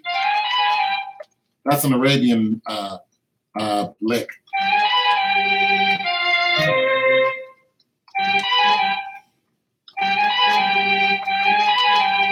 Remember that popular song Jay-Z had out, Big Pimpin', them and the thieves, and you be in the bound, BLADs. Remember that song he had, Big Pimpin'? He got sued for that. He got sued for that. That was a popular song in India, and they stole the lick from it. Yeah, they sued him. Can't do that just because it's in another country. They'll catch up with you.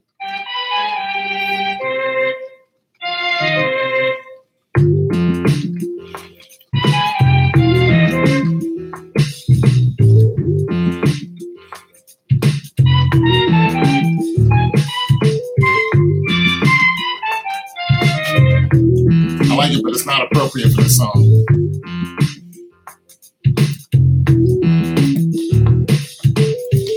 I want some, you know what this needs is a voice. It needs a voice. That's what's wrong with it.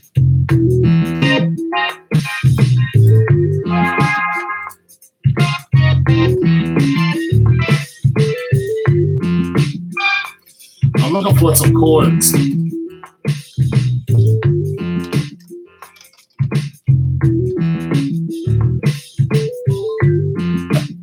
It's Nicole again.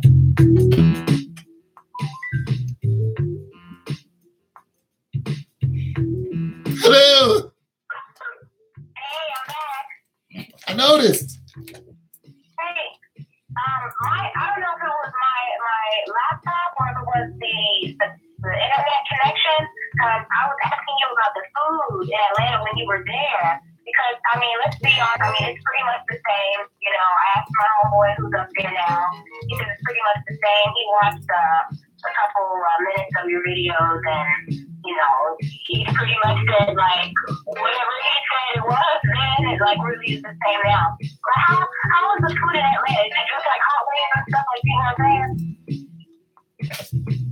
saying? The food was, like I said, there's more cultures.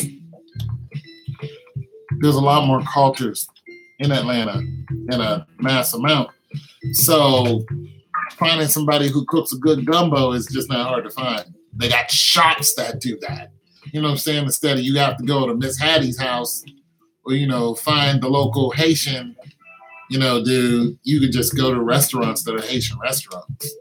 That's the difference. So if you're looking for a particular type of food, And in a a particular culture, you can find curry, somebody cooking chicken curry anywhere.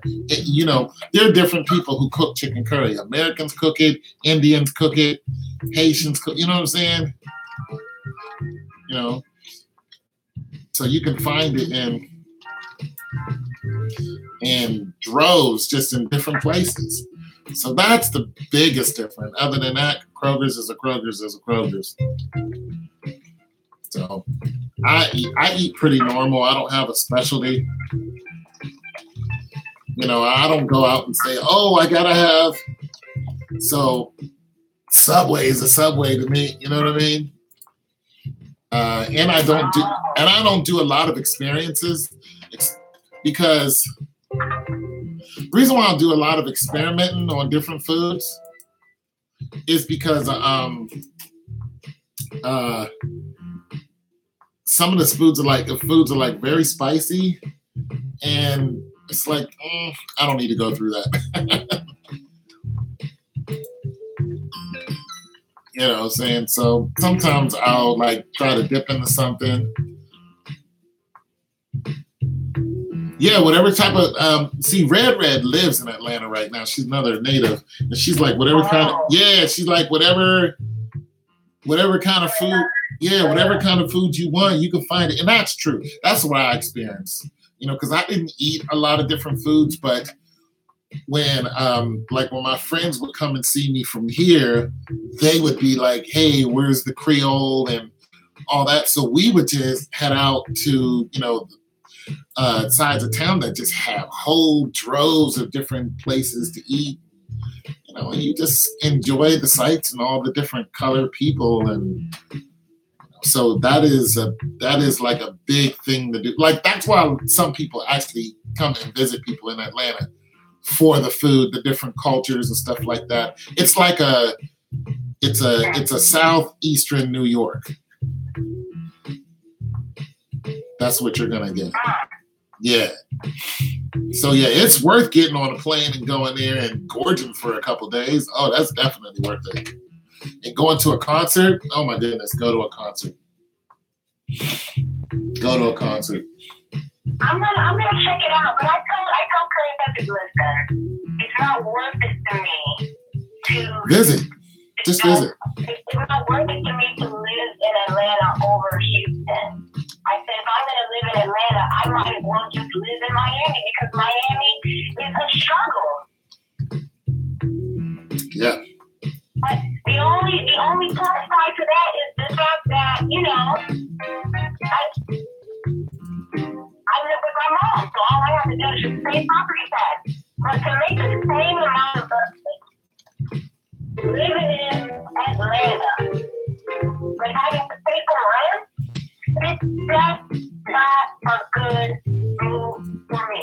When I could go to Houston and make 2 times and a half more than what I'm making here. Working less and working, not working as hard. I'd rather just take Houston, I told you I got family that lives in both cities, Houston and in Atlanta. So what do you think about Houston? Love it. I had people on my channel that said, "Hey man, come to Houston." They're like, everybody likes everybody.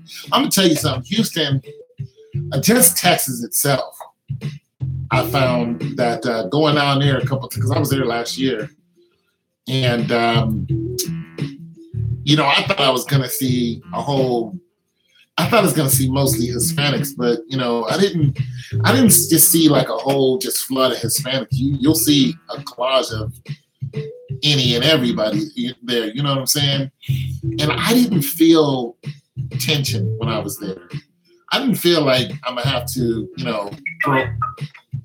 I didn't feel like I was gonna have to throw hands with somebody. I just didn't.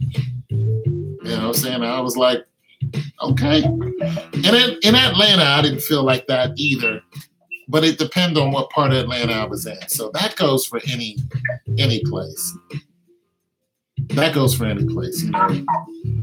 I've never gotten a fight in Atlanta. If I felt like somebody was about to raise their voice, I just my reaction is just to fall back. You know, I don't go around looking for the ruckus, so I don't usually find it. But I liked it. I liked it in Houston, but I was coming through Houston. I was coming through the airport. So, but in Texas, I liked it. It wasn't bad. I like a lot more green myself. So, yeah. I mean, that's like that. You know, I don't know, but some people, it's just, I think in life, like some people, you can't trust yourself trying to give them advice because at the end of the day, he's going to do what he wants to do. And I told him, I said, don't call me to ask me for $500, you know what I'm saying, because my dude is well off and you know that I'll be taken care of if I don't feel like taking care of.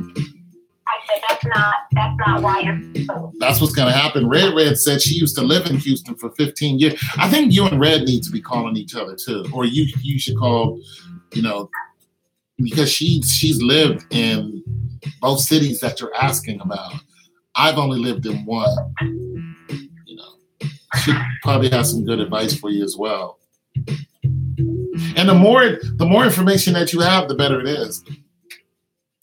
I always say, and have a contingency plan too. Like, if you need to get the frack out of there, like when I was in the ATL, after it all went down and I felt like I wasn't successful with my daughter, I got out of there. I made one phone call and that was it. I was gone. I shut down shop and I was out of there. And I didn't know anybody anything when I left. When you left from where? When I left from Atlanta. I didn't know no rent. I didn't know no light. I can go back there and, you know, get it back together just like that. I was free and clear when I left there. I didn't leave there. I didn't burn any bridges. I just left. You know what I'm saying? I did it the right way. That way, if I have to come back, I don't have to face some late charges on some bill from 10 years ago. Like, I can go down there and get an apartment and all that right now. It's like, I'm leaving. It just didn't work with my daughter. So I boned out. I was like, no, okay, this is not going to work. So I pieced out, but I did it the right way. I didn't leave with an attitude or nothing. I didn't trash the apartment because I didn't have anything in it. You know, I just left. You know, I just got out of there and said, hey, you know, maybe I'll try this another time. But if I ever go back to Atlanta, which I'm not opposed to, because, see, I wanted my last destination in my eyes was actually Atlanta because I went to visit Kennesaw. Kennesaw is on the outer belt.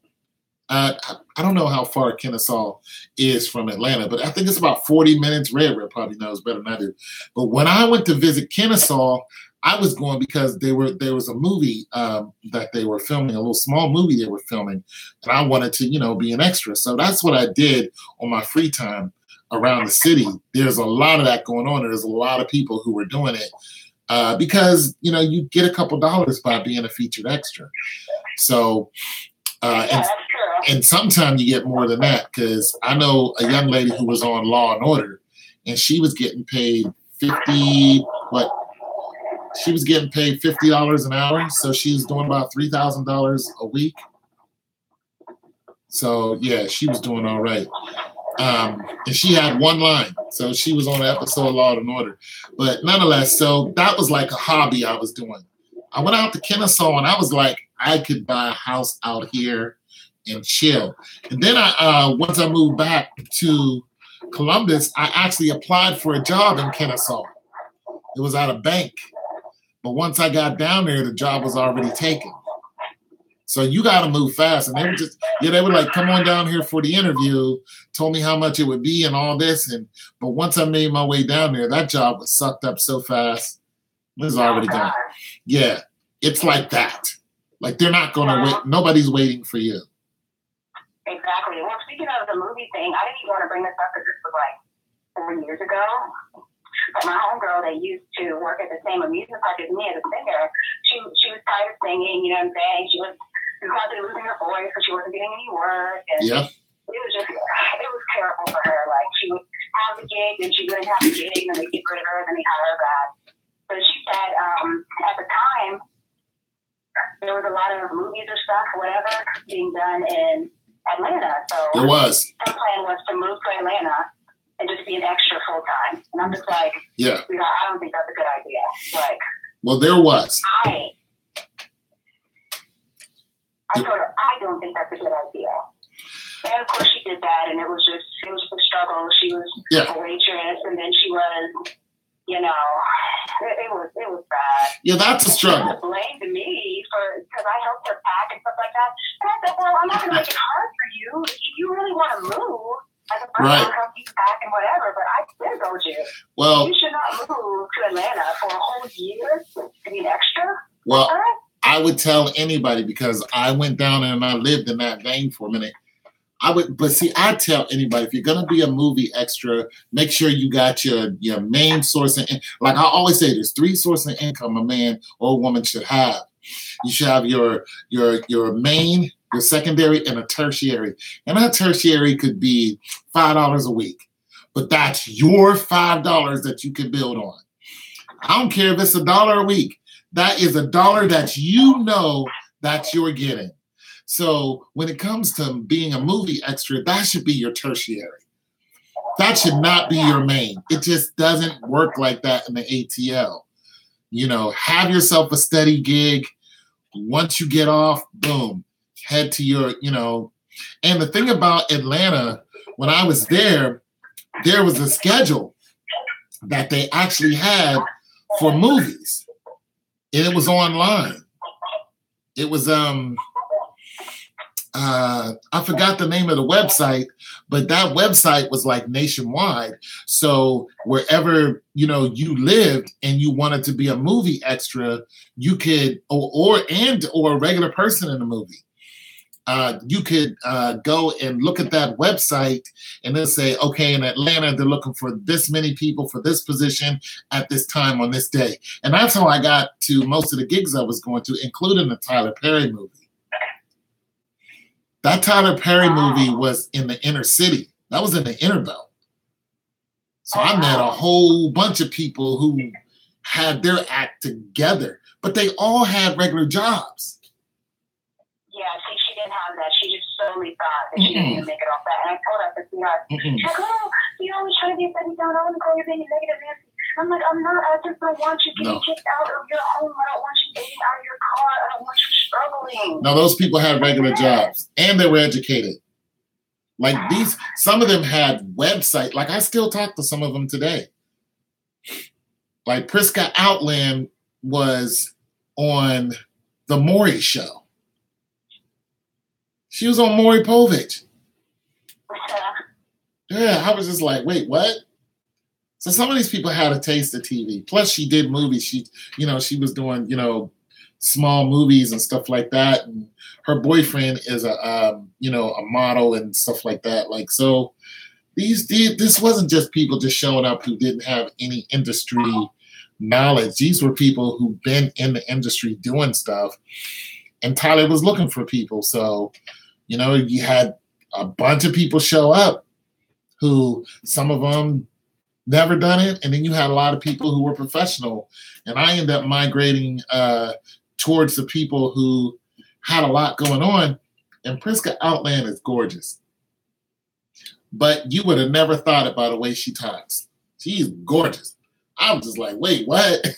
And her whole crew looked like the Dora Milaje. I kid you not. These girls could have easily played the Dora Milaje. In the Black Panther, they could have played those girls. Easy. That's unbelievable. Priska is just as dark as those girls. Hair down to her shoulders. She had a friend that looked like an Amazon queen. I was like, this can't be life. And they were just as normal. They had no airs about them whatsoever. None. That's what I'm saying. Beautiful in Atlanta is completely different than beautiful in pretty much any other city I've been to. It's just different. I don't know, because in Miami, I've seen... Well, that's true. I never, when I say been to, I've never been to Miami. Okay. Yeah, there's beautiful. All of us are mixed. Like, yeah, that's true. There's a lot of... My cousin is West Indian and Latin, Yeah. I've never been there. Indian and Black American. I claim Black American. I was born here. I claim Black American. Some people say I am what I say I am. Yeah, I've never been to Miami, so that's what I was saying. Any place that I've ever been to, or I should have said ever lived in. But it's just different. Beautiful is different in Atlanta. You're going to see people who look like they've been in the movies for a long time. Yes, you will see it. It's amazing. The whole crew was gorgeous. All like 5, 6 of them. They all ran in packs. Bunch of successful Black women too. All of them had educations. All of them. Priska was a executive secretary or something like that. Stayed in touch with me. Yeah, so I'm just saying. So, all in all, I wanted to ask you, what do you think is going to happen when my friend moves to Atlanta?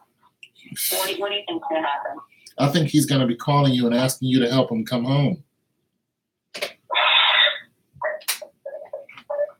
I think I think your friendship is going to be tested, and that's not a good thing.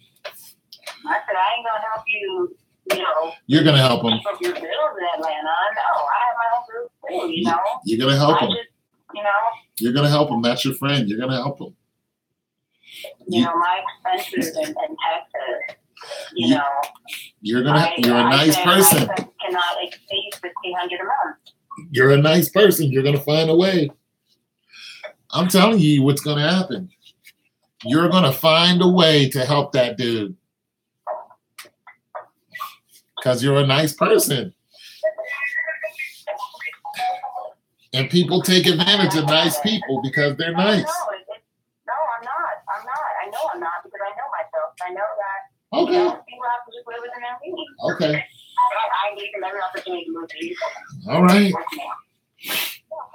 Wait a minute. You gave him an opportunity to move with you? No, not to live with me, but just to move. We would split the U-Haul. He would have his stuff. I have my stuff. We just move our stuff together. That is smart. That's smart. That's smart. Because a U-Haul from where you're going to, yeah. The gas, oh yeah. That would be smart. That would be loads of smarts right there. It'd be good financial smarts. Especially if you're towing a car, then the gas is just ridiculous. Exactly. Yeah. The gas is ridiculous. So when I moved down there, the gas cost a pretty penny. Like you pay more for the gas than you pay for the U-Haul. And it's an 8.5-hour trip from where I live to Atlanta. So, you start calculating the gas on the taxes and all that other stuff. U-Hauls are expensive. They're expensive. Yeah.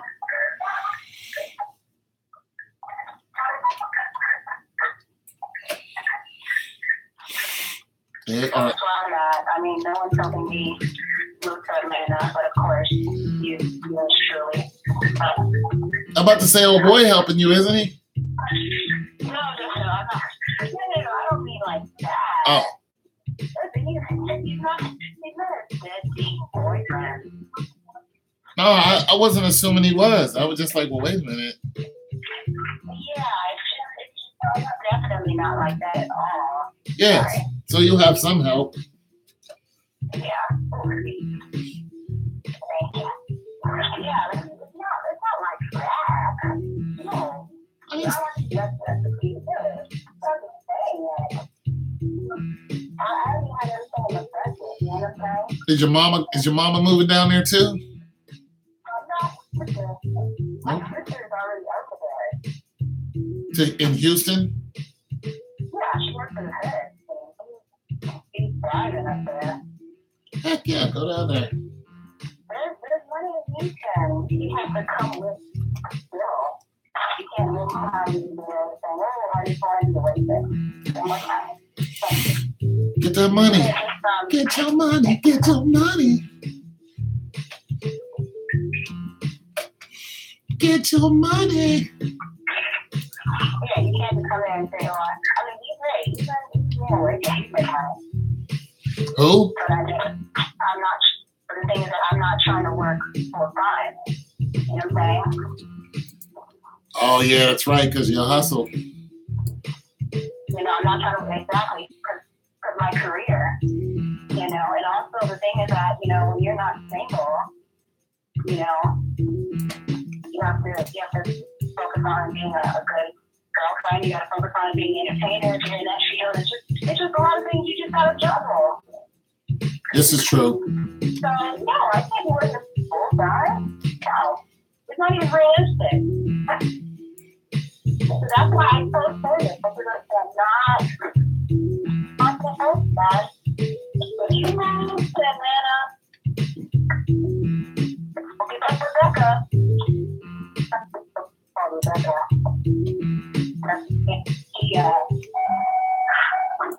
She's the one that got you listed.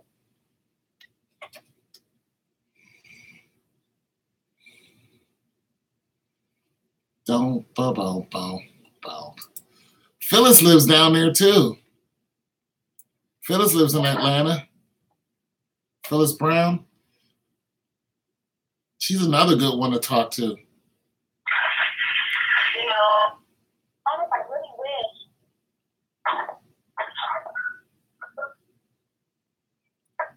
I really wish that you were around. I really wish I knew you 4 years ago. 4 years ago? Why 4 years? Because that's when she moved to Atlanta. That's when who? Huh? That's when who moved to Atlanta? Rebecca. She had a wonderful credit score, and I spoke with her in 600 because, you know, in the South, sometimes having your credit score at 650 is wonderful. But, you know, she was thriving. Her credit score was in the high 700s, almost 800. She moved to Atlanta, and that changed. Within a year, she was already in like the 500s. It was really, really bad. That's because she had to borrow money and, you know, to pay that rent. She did. She had to go to the bank. You had to go to the bank. And the upkeep and the electric and all that, yeah. And she was living downtown Atlanta in a condo. Yeah, she got hit in the head. She's like, oh, I need a quick $10,000. I'm going to be Brizzo. So she used that 700, and they saw that she had 700 and a job and was like, okay, here's 10 G's. But your interest is going to be like 15, 16%. It's going to be crazy. And we want our money back within a year. Like, it would just, no. It's like it's not even doable. Like, I wouldn't even go that route. Not unless I was making, I mean, if I was making good money, I wouldn't have done. Only way I would go that route is if I stayed and I just got a good job. And I don't even know if I'd do it then. I just don't. It's just too much. It's too much money. I just moved. Well, you know how miscellaneous things. She was doing the extra work for movies. She was doing like an urban model, whatever you call those. Urban model? Yeah, like pictures in lingerie and stuff like that. Oh, showing off the fun bags, huh? Yeah. Booty sells. It still wasn't enough. No, it's not enough. She took on a fourth job in waitressing, and then she was saying another thing, which I have to ask you about. She said black people in Atlanta do not tip. Depends on where you're at.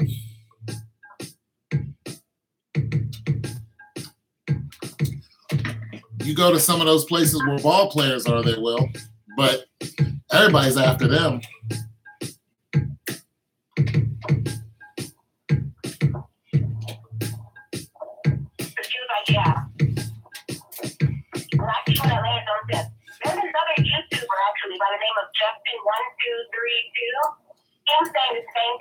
earlier videos and he was so frustrated, he made a series of videos talking about how Black people, and he was like, I don't want to say not all Black people don't tip, but I've been working this damn waitressing job for a whole week, and every single Black person that I come across, they do not ever tip. I'm like, whoa. See, I tip. Even when I don't pay the bill, I tip. As a matter of fact, if I go out with somebody, if I take a woman out, I tell her to leave the tip. I'll be like, leave this man a tip, or leave this person a tip.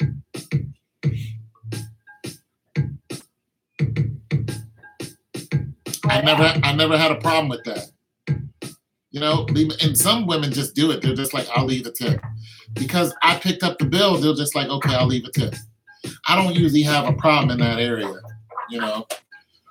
It's only right. I mean, leave $5, you know. You know, only a broke person would have a problem with that. I just don't leave a person a tip. Like, what's wrong with you? That's just wrong. You know, this is how they make their money. If they gave you good service, give them $5. You know? That's how he feels. He feels like he gives them great service. He refills their drink. It never goes down to just for their height. I love great service. I love great service. I just love it. Like, I love when they're all over it. I don't like when they're just too all over it, but I like when they see that and they come and extra strawberry lemonade, boom, you ain't got to say much. Come by, you guys doing all right? We're doing fine. You know what I'm saying? You need some to-go boxes? Yeah. Hit us with the to-go. Man, that's good.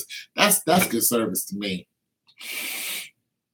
I love good service. I mean, he said that he would go the extra mile. He said he would even go as far as making people sweet tea, even though the restaurant only carries unsweetened tea.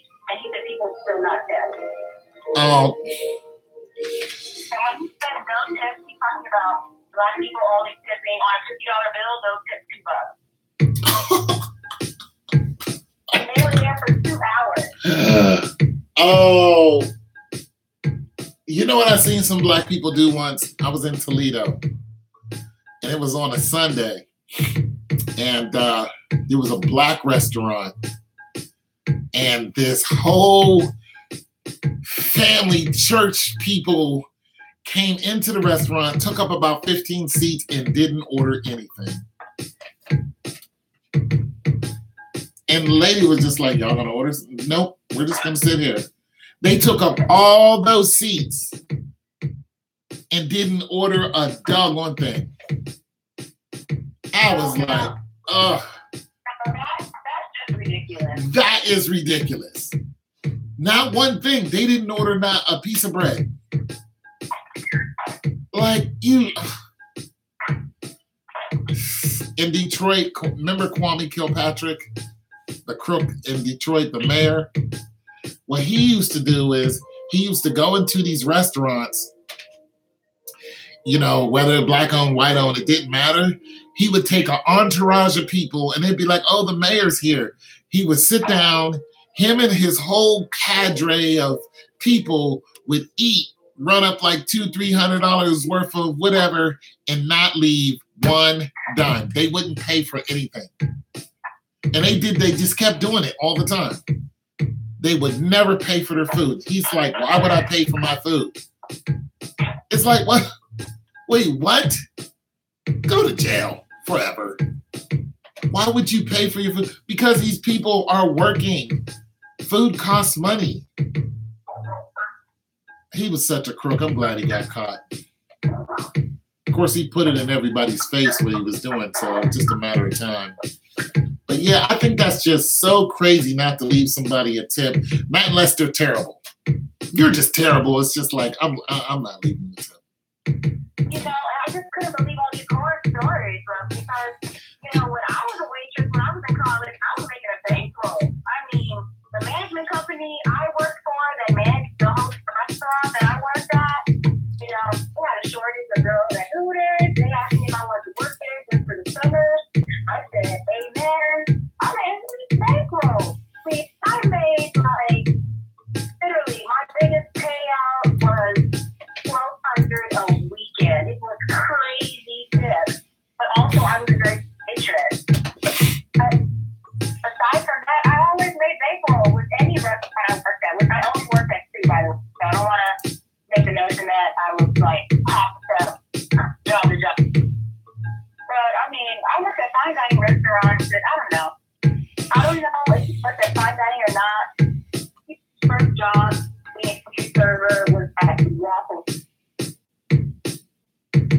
Waffle House? Yeah, so I don't know how the tips are at Waffle House. Seem pretty happy. I've seen some YouTube videos of, you know, aside from the ones where they're fighting, but I do see a lot of them where they're happy. You know, the thing about Waffle House is Waffle House has high traffic and you know when it's coming. You know when the traffic's coming. I worked in the food industry for years. I never worked at Waffle House, but you know when it's coming. If the club is closing, you're about to have company. That's just that. You know when you know what I'm saying? Waffle House makes their money off of rowdy people. They really do. If there's a big event about to happen, you're about to get flooded. But they really make their money. Like the Cracker Barrel doesn't make their money off of rowdy people because they're closed during that time. But Waffle House, they know that these people are coming. It's like you're not going to get a job at Waffle House and not expect to get flooded at 2:30. It's going to happen. This is where you're going to make your money.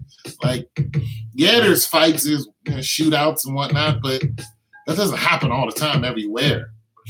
It happened out here, though. Exactly. Well, did happen out here. In Miami, a lot of us made comments. A lot of us wrote to Waffle House and opened one in Atlanta and Miami, and they actually did. They have one in Miami now. Because it was a shootout? No, because there's no Waffle House in Miami. Why are there no Waffle Houses in Miami? I don't know. We're not really, even though we're in the South, Miami is not really a countryside city.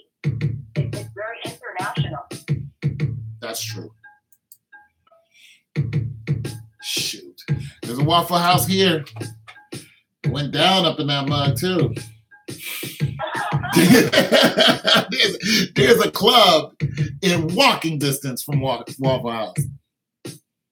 There's a couple of them. There's a movie theater in walking distance. Like you can look at the movie theater from where the Waffle House is. It's on a major strip. They get traffic. They get fights. Everybody who lives up north knows where that Waffle House is. It's on 161. They know where it's at. There's a club right across the street from it. As a matter of fact, there's a pool hall across the street from it. There's a club across the street from it. There's another club 5 seconds. I mean, come on. They know that there's rowdy people going to run up in the Waffle House. Like, come on now. Like, let's not be stupid. Not to mention, it's right on 161 and 71. 71 is the main artery into the city, north and south. 161 runs east and west. It's the main artery that runs east and west. And it stretches for like miles outside of the city. So they are in like a prime place for because, when OSU has these big basketball and football games, especially football, that place is always packed because they're coming south. And when they're heading south when they're heading south from Cleveland, because you get a lot of people coming in from Cleveland, when they're heading south from Cleveland, they're going to, they know that Waffle House is there because it's right off of 161 and or 71 and 161. There's a big sign right there. Yeah. It's the first eatery. No, the first eatery is Bob Evans. But the thing about Bob Evans is it closes at a certain hour. You know what I'm saying? So, they get the business. The movie theater gives them business. And that's why people be in there fighting, but it's just like you can't complain about that. Yeah. This is I look at other videos, you know what I'm saying, as far as tips and stuff like that.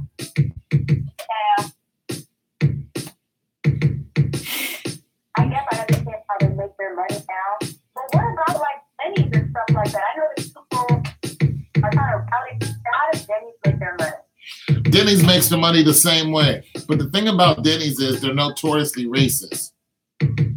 The corporation of Denny's has been sued by Black people. Yeah, their waitresses and waiters are notoriously racist.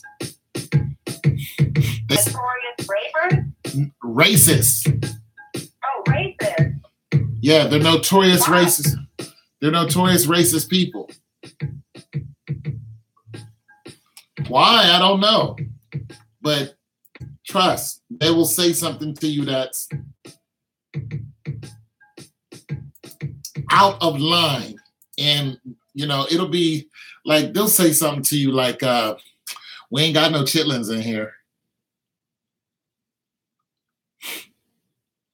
You'll be like, yeah, I'm ready to order. I've never heard of that before. Yep, they done it right here. Yeah, but we ain't got no chitlins.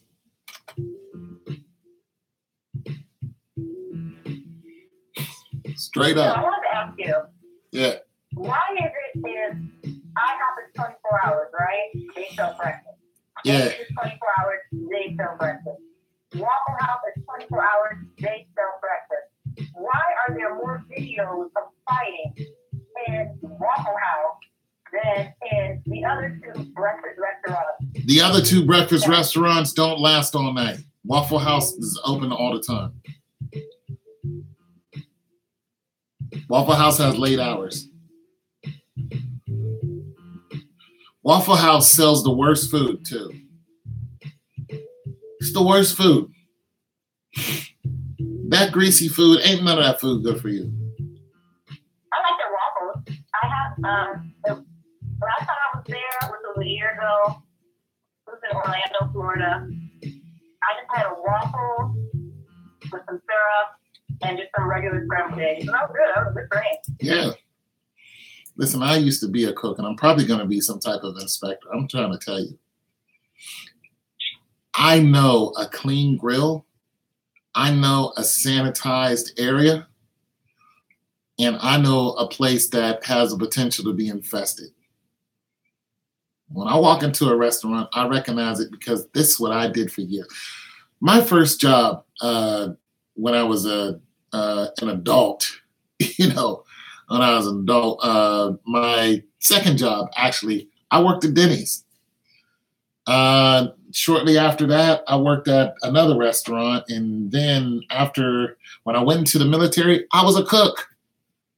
When I got out of the military, guess what I did? I was a cook. I worked at Ponderosa.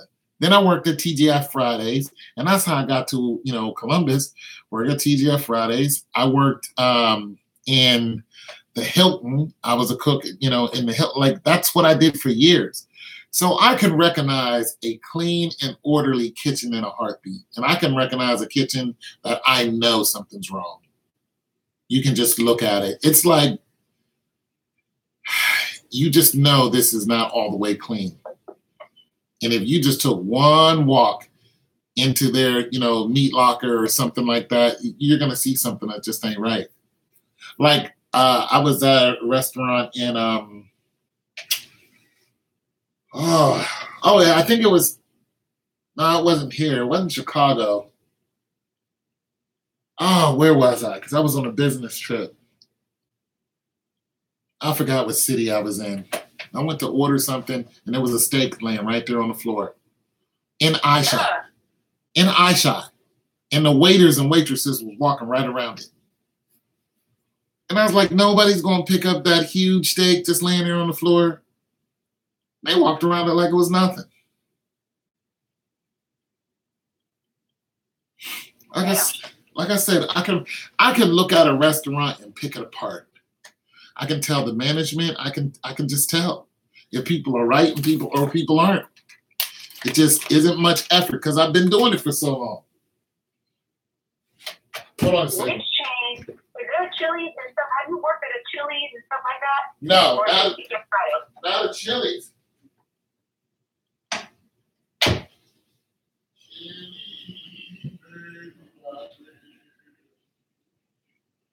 Because I know they're kind of in the same realm of restaurant chains.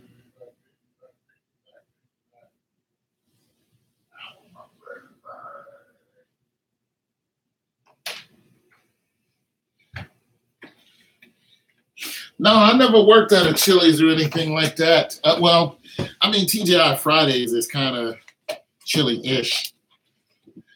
Chilean.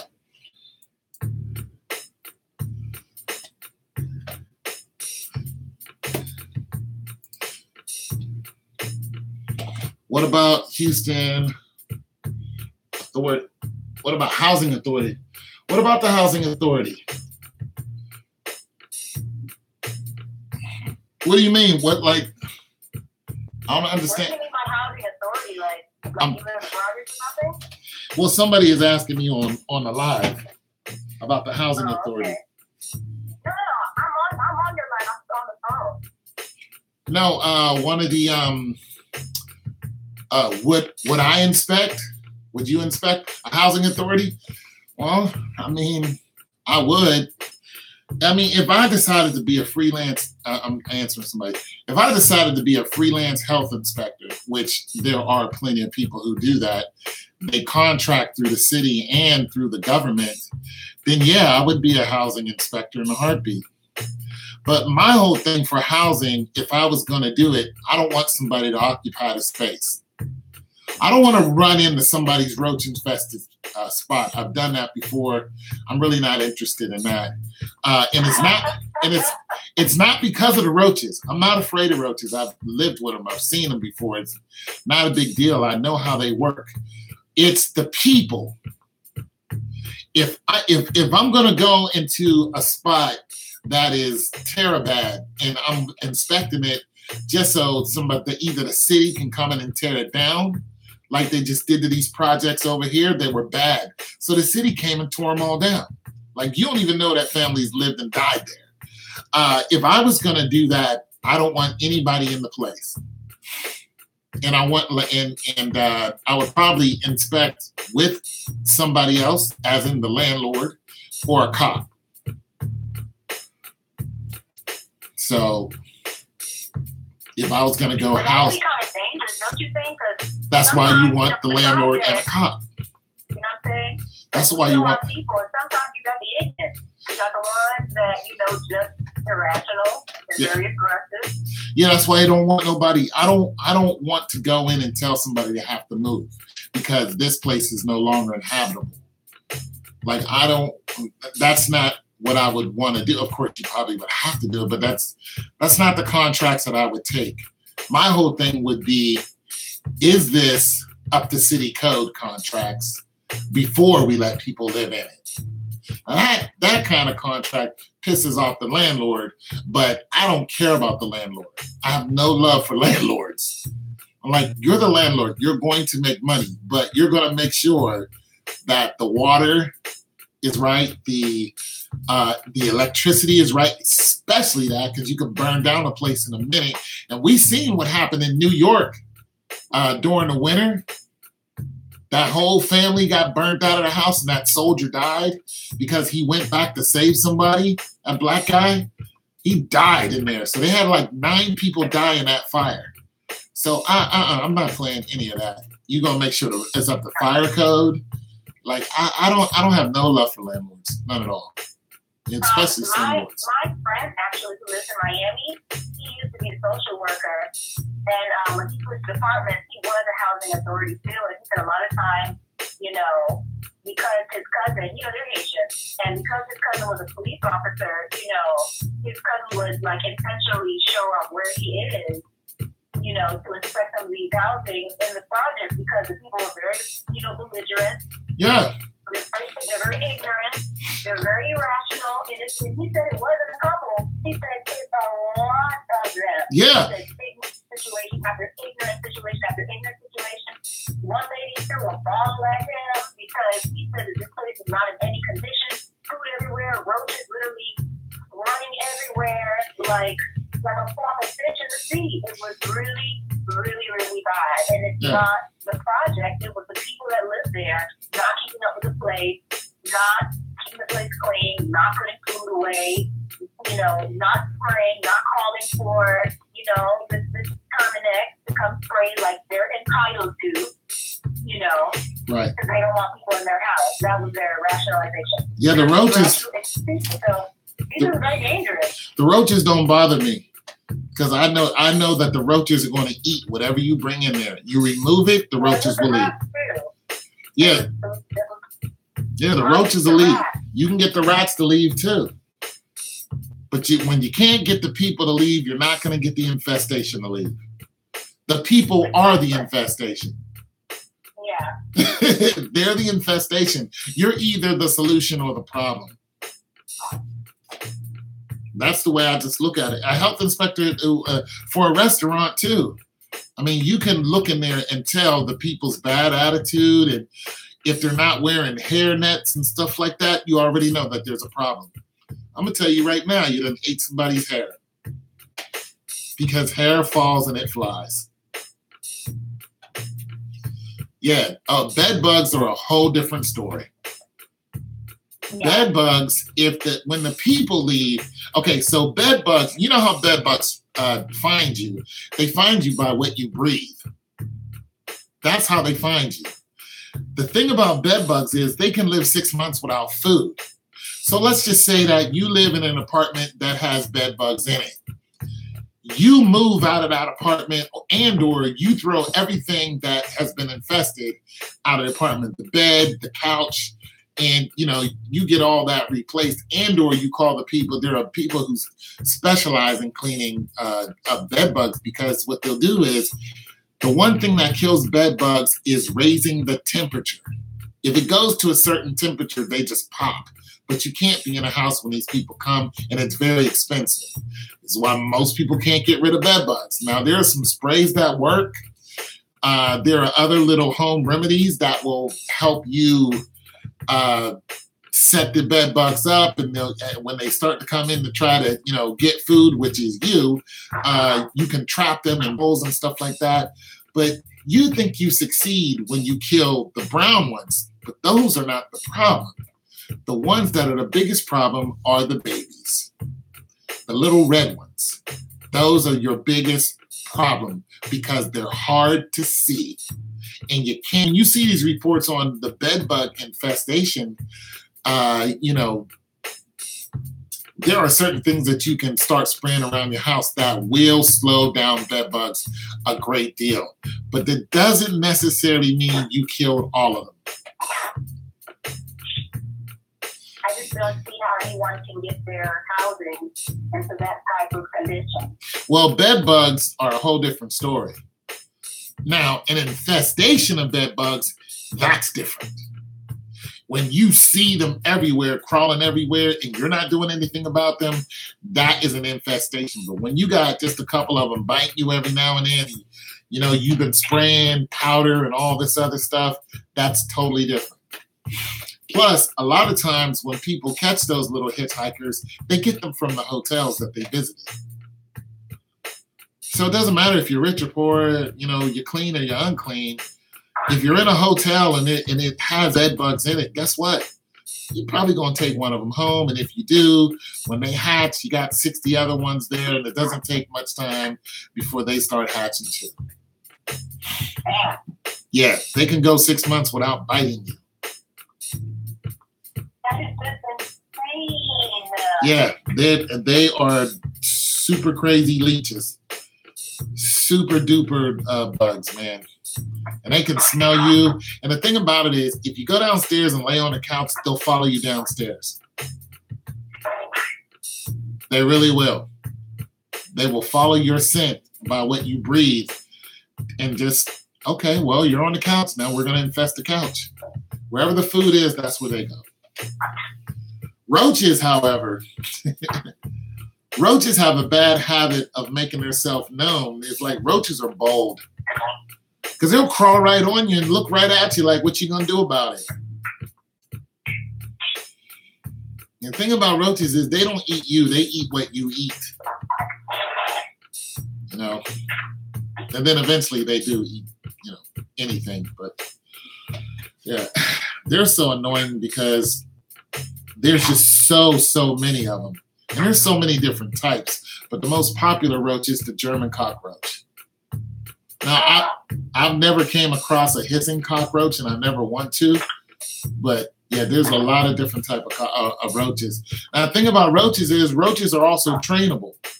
I'm going to tell you a story. What about those? The termites. The termites eating you out of house. The termites eat what you live in. They don't eat you. They eat what you live in. Now, I'm gonna tell you a story. I know in Florida,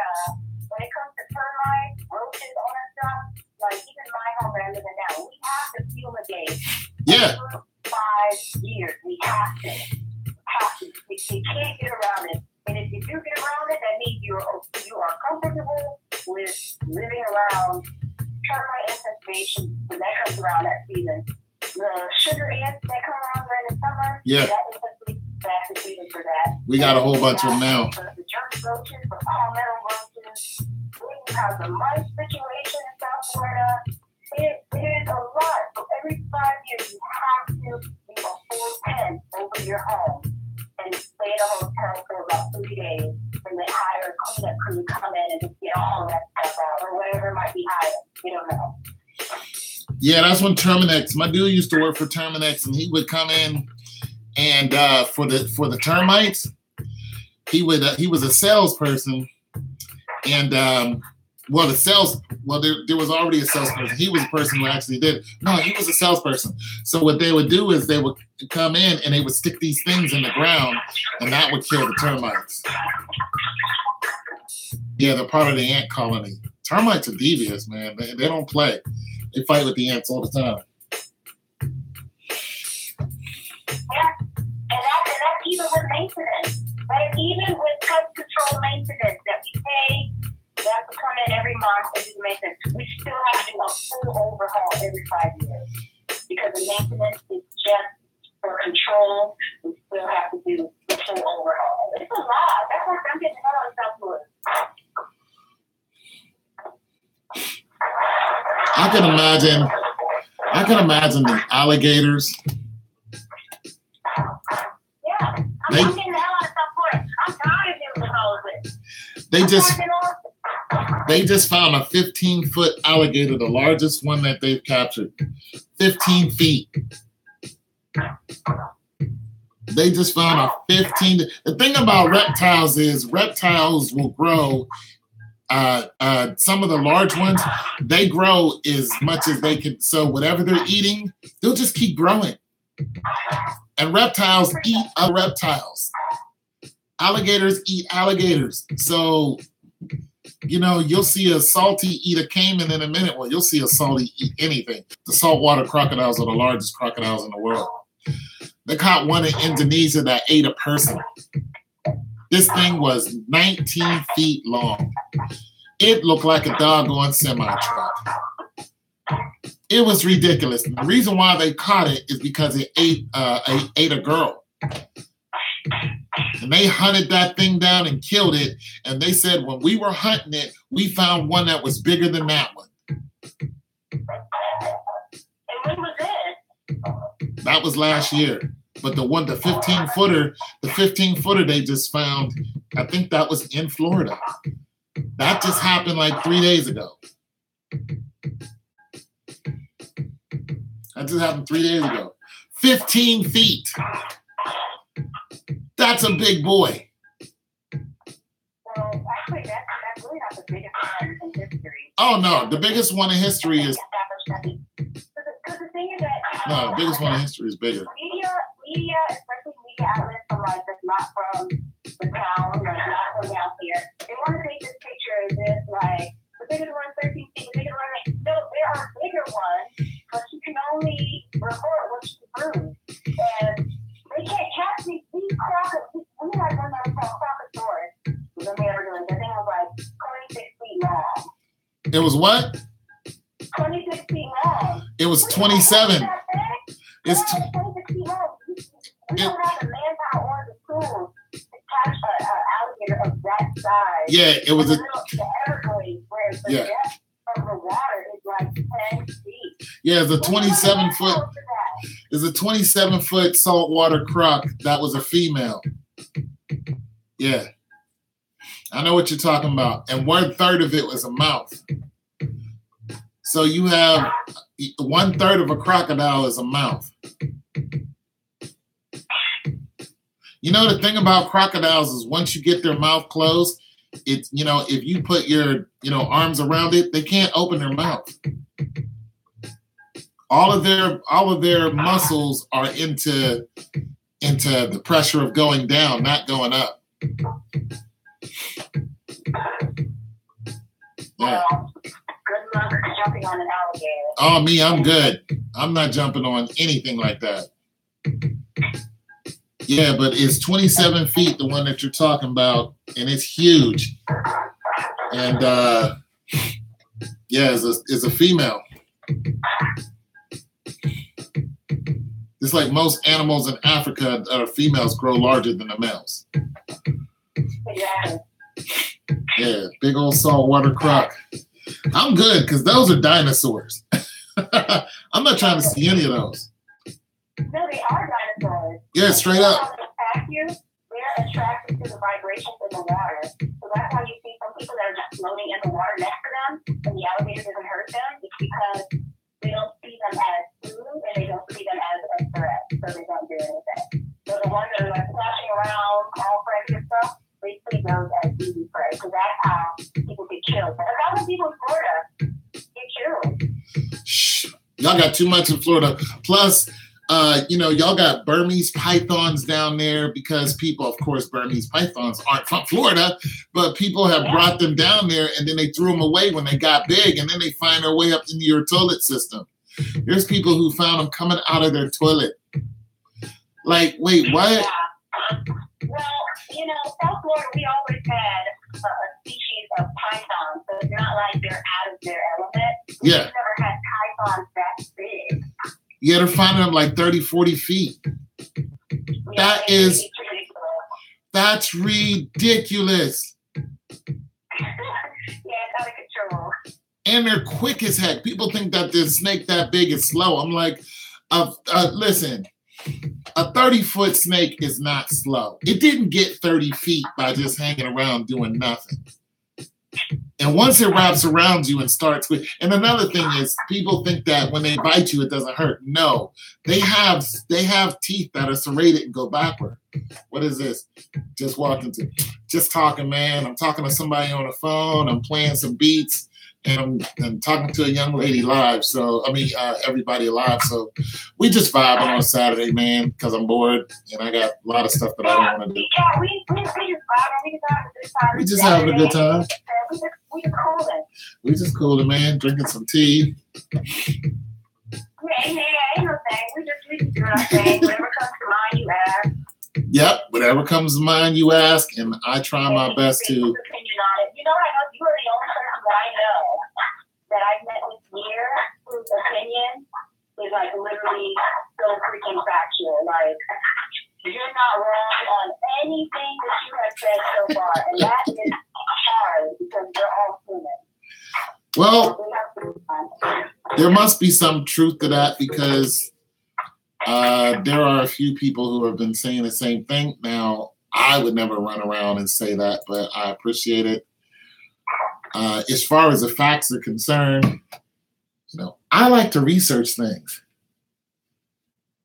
So when somebody says I don't know what I'm talking about, I really go in. I'm just like, explain yourself. Give me, prove it.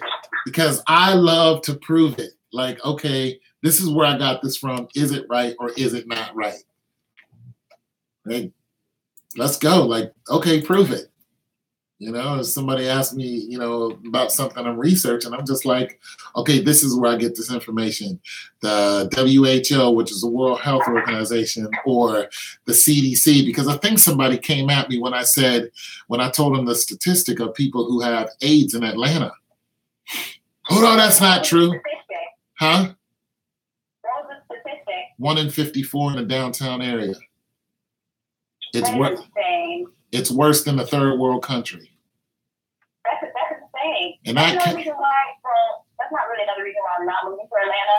I don't know. I'm safe. I got a good one. I'm happy in my situation. So it is. Well, when I was in the hospital the other day, they said, if you need be, do you want a blood transfusion? And I said no. See, it's not always sexual. You can get a blood, because Arthur Ashe died from a blood transfusion. And I told him that. I was like, no, Arthur Ashe died from a blood transfusion. You guys, he went into the hospital and you guys infected him with a deadly disease and he died from it. So I was like, no, I don't want a blood transfusion. Not whatsoever. Well, I said the only way I would want one is if I'm dying. Then I'll take my chances. But other than that, no, just I'll work it out. I'll do something. I'll just feel weak and eat for days. What's BLM mean? Hey, Tom. Hey, what's going on, Keisha? I need some advice. Okay, shoot. I gave my coworker. Let me see. I give my coworker. She is dating a 26-year-old. Okay, she is 30. Her family doesn't approve. All right, let me stop the music on this one. Let me tell you something.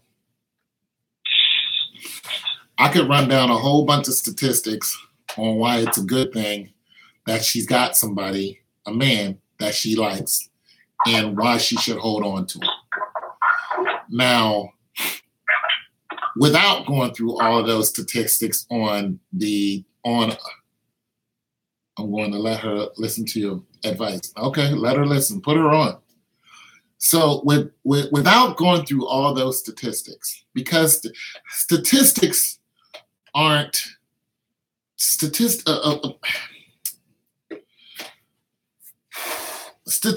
are developed from somebody who went out and did research and found all of these numbers. They change all the time. You know what I'm saying? They do.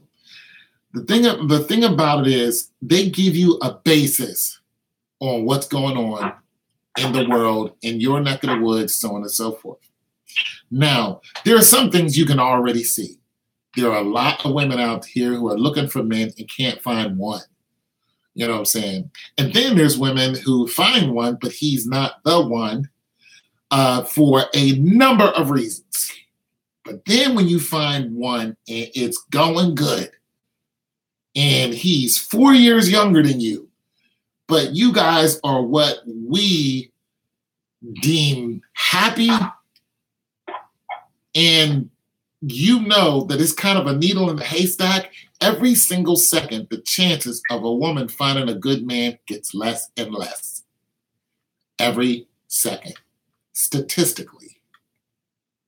So, I said every single second, the chances of a woman finding a good man gets less and less statistically.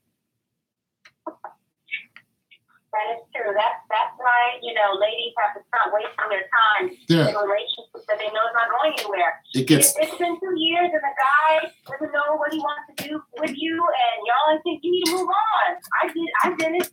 Now look at me, I'm a nurse. So, hey. It gets less and less every second. Every second. And I'm going to tell you why. Statistically, there are more women that are born in the United States than there are men. Statistically, men die before women do. Statistically, there are more men. Oh, Elijah's got some. You know what, Elijah? I would show that, but you're just an ignorant butthole, so I'm going to hide that. Then I'm going to go ahead and report you. See if we can do this all in one stroke. Yeah, there it is. Then I'm going to report you. Then I'm going to go ahead and block you from the channel, and bye-bye, ignorant asshole. Okay, so some guy said something I didn't like. All right. So I blocked him. Yeah, I blocked him. So, like I said, statistically, every second, there's more women born than there are men in the United States. This is not all over the world. Statistically, there are more men dying. There are more men going to jail than the gay population, and men and women, but especially. And then there's a whole other cadre of reasons come down to color, race, finances. Not everybody is for everybody. And then there's your personal preference, which is a lot of that has to do height, weight, where they live, like location, stuff like that. A lot of people don't want long distance relationships. So then you start to narrow that down to your city. Then you narrow it down to your block. Then you narrow it down to what you do and the people that you hang around. The numbers are against women. And that's just the facts, Jack. So when you find somebody that you dig and it's going good, you try to keep that going if you plan on having a family. Now, there are some women that don't plan on having a family. They plan on having a child. They don't want to be with a man. They just want the seed. This is a thing. People are doing this. As immoral and unholy as it sounds, it is a big deal. Why? Because that child equals money. This is one of the things that Donald Trump is trying to get rid of. But as a current standing, the more children you have, the more you can depend on the system to pay for your children. Case in point, the woman who had 9 kids and she was on the news because she was homeless and she said, somebody has to pay for my children. The answer is no, they don't. Nobody has to pay for your children. But guess who will? We all will, because the system will pay for her children. This is why during tax time, how many kids is such a big deal. And people go and say to other people who got 9, 10 kids and say, can I put your child on my taxes? And when you do that, you get audited. But nonetheless, it's a thing. So with all that being said, that was just in a nutshell. Do I think it's wrong for her to be with a younger man?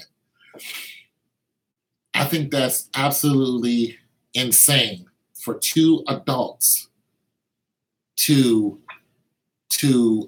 especially only 4 years apart, to say that because it's not traditional that we shouldn't be together. I think that's total lunacy to even look at it like that. Older women hit on me all the time. There was one hitting on me the other day. You know, she wants to get to know me. She's 1, 2, 3, 4, 5, 6 years older than me. Do you think we care? No. She wants to talk, she can talk to me. If it works out, it does. If it doesn't, it doesn't. I don't really have any plans either way. But right now, we're talking. She's interested. We're just talking. When I was 43, I dated a woman who was 63. Didn't matter to us. We had a great time. Didn't matter to us at all. It was fun. She was cool. She was smart. Hey, Red, she was cool. She was smart. She was way smarter than me. She used to be a cop, too. She was about her business, and she had it together. So don't let nobody ruin your chance at happiness because of tradition. Now, if the family doesn't like him for other reasons that they know about, then they need to just come forth and say, okay, this is why we don't like him. But if it's just because of 4 years, they need to mind their business. My family wouldn't dare come to me and say, hey, you know, she's 58, you're 51. It's not going to happen. I'd be like, you better go mind your business. My sisters would never roll up on me with that. They'd be like, really? That's cool. I was dating a young lady. She was 24. My sister was like, let me see your picture. I showed her a picture. She's like, she's cute. She's 24. I was 48. We don't get down like that. We don't. We don't have those problems. I think my sister was married to a guy who was younger than her. So I don't know who your friend is, but your friend talks to me, the rest of your family's going to be upset. I'm going to tell them to go mind their business. You better get that in. you better go ahead and get that in. Better keep that young boy. Got a good back too? Oh yeah. You can move a couch around the house? Shoot. Better keep that young boy, you know it's good for you. Because I ain't moving nobody's couch. I ain't moving your couch. You better go get a young boy to move your couch. Move the refrigerator around just to be doing it. Oh, I don't like it over there. Can you just, no. So that's my advice. If he's a good dude, hang on to him with both hands. I don't mean be a sucker. I ain't telling you to be no okie doke chick and, let him run all over you and all that other stuff. Stand your ground. But don't be no dude either. Be a woman. You loking up on him every 5 seconds and getting in his grill and swinging on him, but then I get rid of you. I don't want to talk to him. I get rid of her. She get the swinging on you. Get rid of her. Tell her bye. Don't give her another chance to swing on you. What up, P? Patrick Can. My man, P easy. Just so you guys know, Patrick is a 14, 15-year-old. So he's a young man. Yeah, it was lit, wasn't it? Patrick's my dude. So do you think there should be any, like... Oh, he's 17 tomorrow. Happy birthday, Patrick. Go ahead. Patrick be 17 tomorrow. I was wishing him happy birthday. What was you saying, Nicole? I was saying, do you think there should be any, like, age difference? There should be any, like, a restriction on, like, how young the person is? Like, say the girl is 24 and the guy is, like, 65. So what? That's their business. That's their freaking business. Anna Nicole Smith was in her 20s. Her husband was 70. What? He was 70 something. He was older than that. I'll be dang if I'm gonna roll up on some old dude who got himself a fresh young honey and be mad. You don't need to be with that fine feminine fortitude right there. You need to go ahead and be with somebody. Man, you crazy. I'll dap him up. I'll be like, you go, boy. Because I know you good. You waking up good. You going to bed. You good.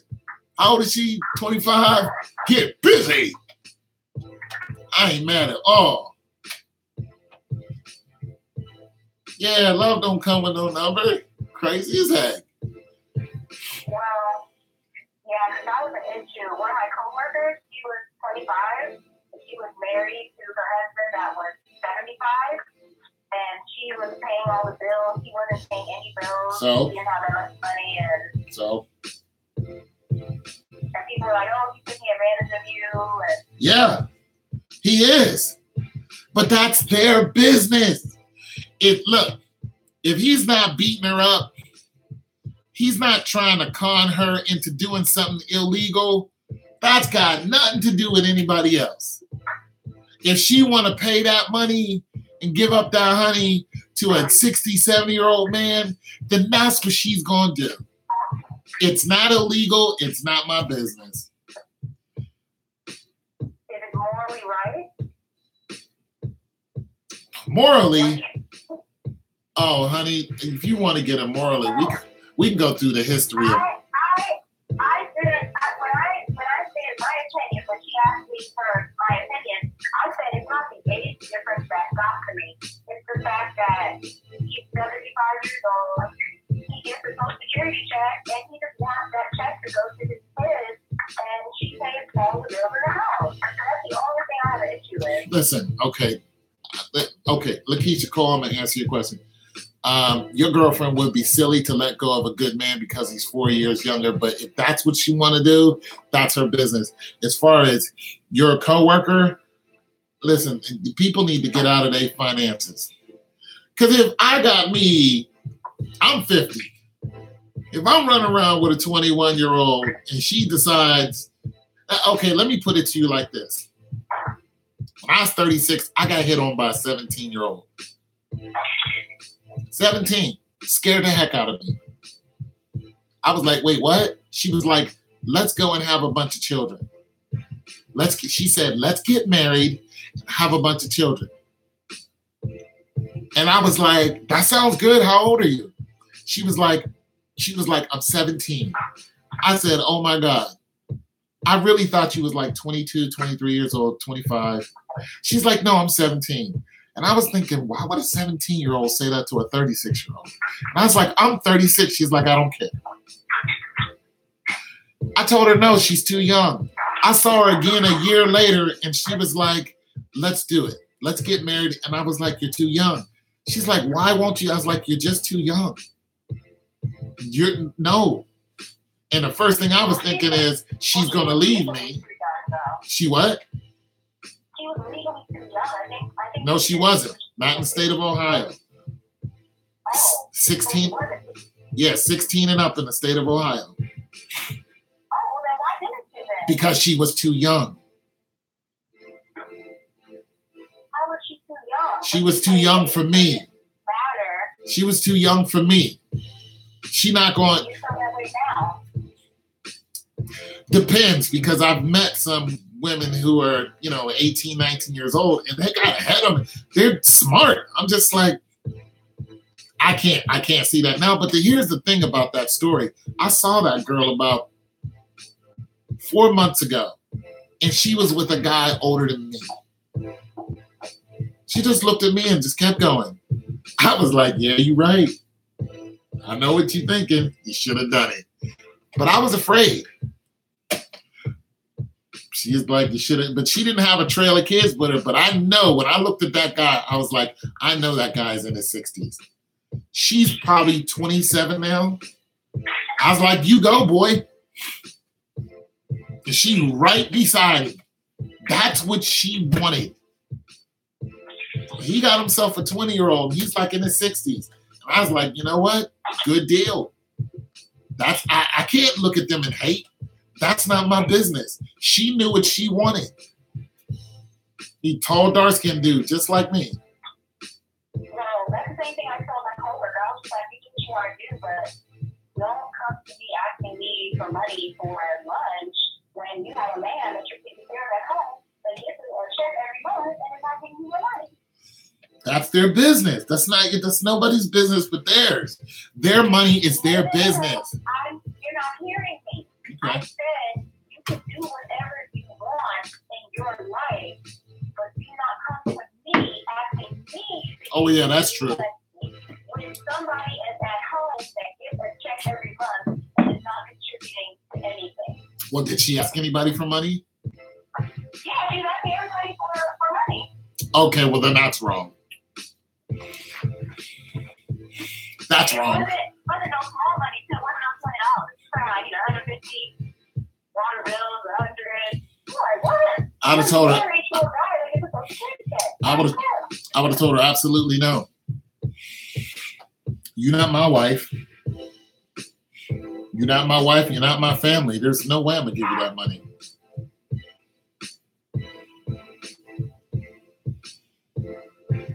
He don't have to deal with her family.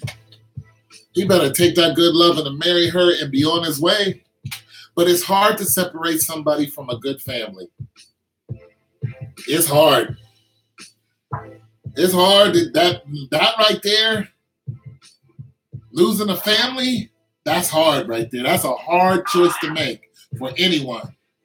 Me or your family, I don't think I would ever say that to somebody who has a good family. Like, it's either me or your family. I would probably leave if it was me. I'd be like, I love you like a play cousin, but I gotta go. Because your family you always need. But that's just me. And that would be hard.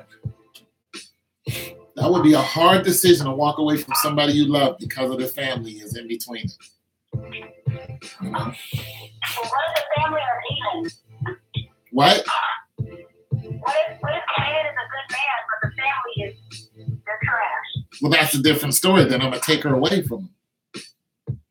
If I'm the guy, she's like, look, my family is a bunch of heathens.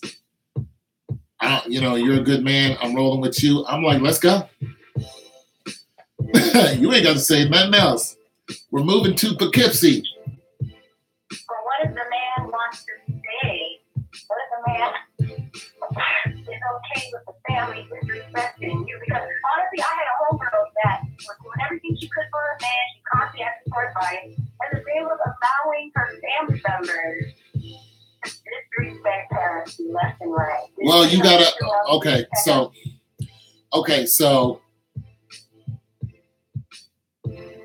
when you got men who see what's going on in the family and they don't want to intervene, there's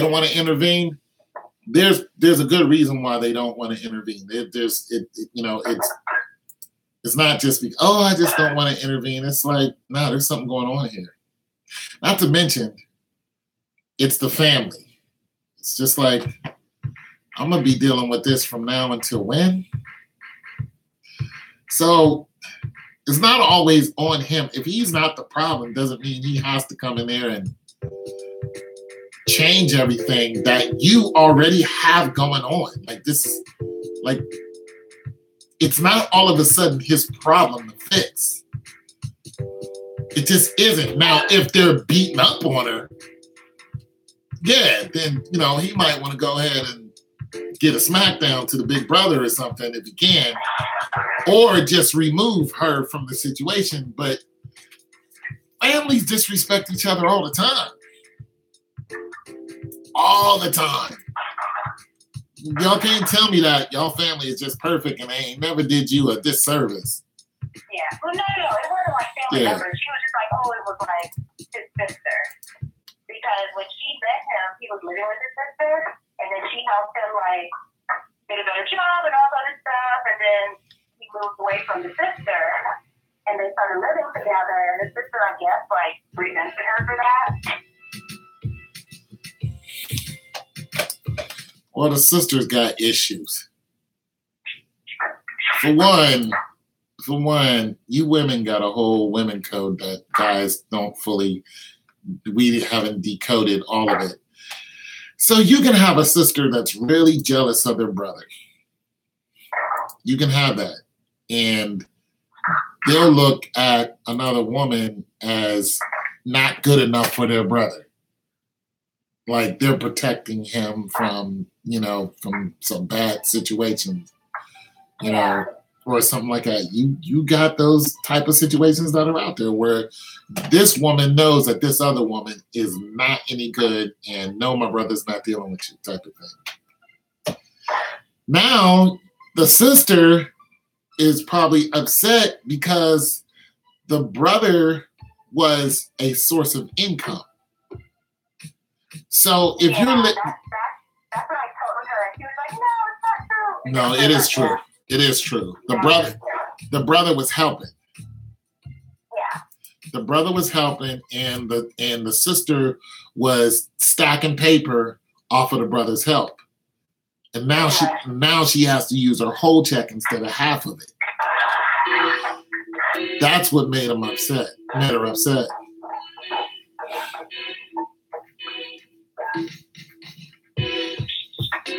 Pretty much. Yeah, she was stacking paper. No matter what I do, she still continues to hate me. She calls me out my name. She's always trying to, start fights with me. And she's always trying to, hit me and stuff like that. What? I'm like, what kind of situation? I'm like, and your man ain't that man? Just don't go around her.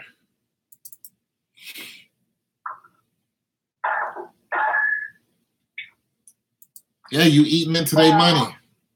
Tell them thanks for giving this girl advice. Even though she didn't. My dude ain't got no sisters. He's the only brother, and it's all brothers. I said, the hell with that. I know myself. I don't get along with this. Excuse me, I don't get along with women.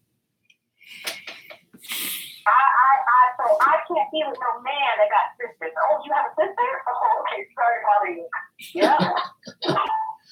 So she didn't take my advice. I didn't really expect her to take my advice, Lakeisha, because I'm just some Joe Schmo on the internet. I'm a nobody in their life. Whatever she's going through, it's just not going to, it's not going to pan itself out from just some YouTube advice. Just isn't. There's other factors going on. It's not something that's just, it's not a small thing. Whatever's going on with that situation, it's a lot more than what you know. Yeah. There's more going on that's not being said, but the crux and the caveat is being blamed on the age. I'm telling you, the family, they're trying to make it seem like this family is traditional, like we're from this type of family and all of the women are this age and all the men are that's bullcrap. That's bullcrap. Well, my son was dating an older guy, which we kind of were like, oh, whatever. But it's just at the time she was 21, he was 48, but he had, I think it was like four or five baby mamas. He was in and out of jail because of child support and stuff. And eventually, it was taking a toll on her schooling in school.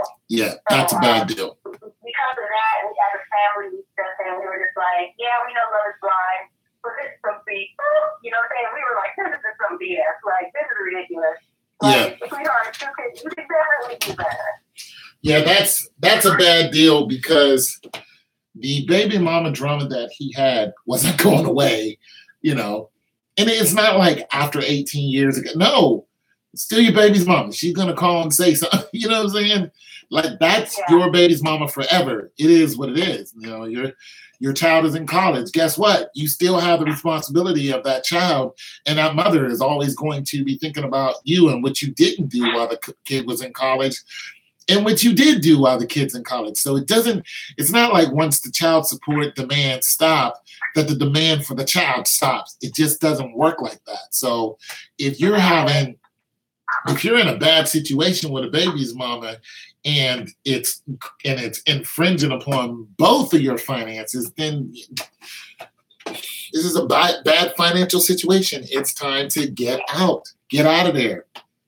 And then on top of that, like, she was having like direct problems with two of the baby mamas, and then the third baby mama got involved just to be petty, and it was just, I told her, I said, Keemer, you are 21 years old. You have your whole life ahead of you.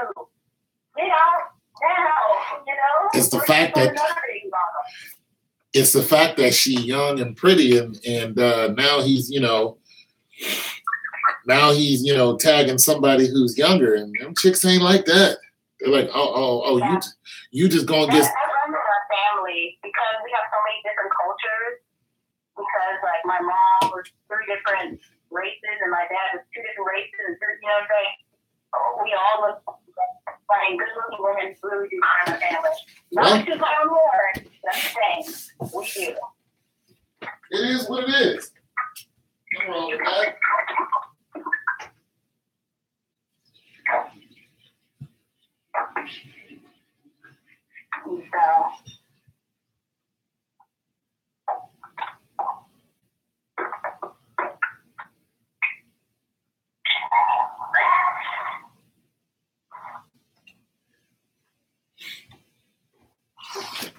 That's what it is, man.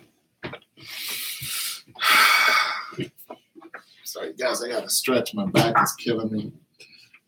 I love talking to you on the phone. You are amazing. Well, thank you. Woo! I'm back.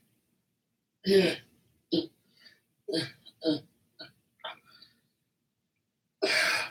I was supposed to have a Skype session with one of the other subs today. If she calls. We was thinking about doing a group Skype.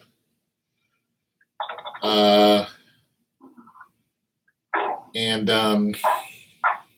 I still want to do it if you guys are with it, but she was like, yeah, let's just pretty much talking about not necessarily Atlanta, but just a lot of what's going on with Black people and stuff like that. So if you guys are interested in that type of thing, but what I want to do is probably start doing podcasts along that vein and invite you guys into that. And what I can also do is give you guys a copy of whatever part of the podcast that you're on. That way, if you want to post it and make money from it, then that's fine with me. I don't really care. if you're involved in that conversation and adding substance to that conversation, then I'll cut out the part that you're in, and you can do what you want with it and make money from it. I don't really see a problem with that because you're putting input into the conversation. So if it's 10 minutes of us talking, What do you mean? Well, podcasts, people pay to listen to your podcast. So YouTube, people don't pay to listen to you on YouTube. Why is that? They paid the ads. Okay, when I'm live, there's no ads here. So people go live, and then people donate to them by giving them money. So that usually when I'm talking about football and stuff, every now and then somebody will give me a couple of dollars and stuff like that. But I said it before, I don't make money on a live podcast. You download it for $1.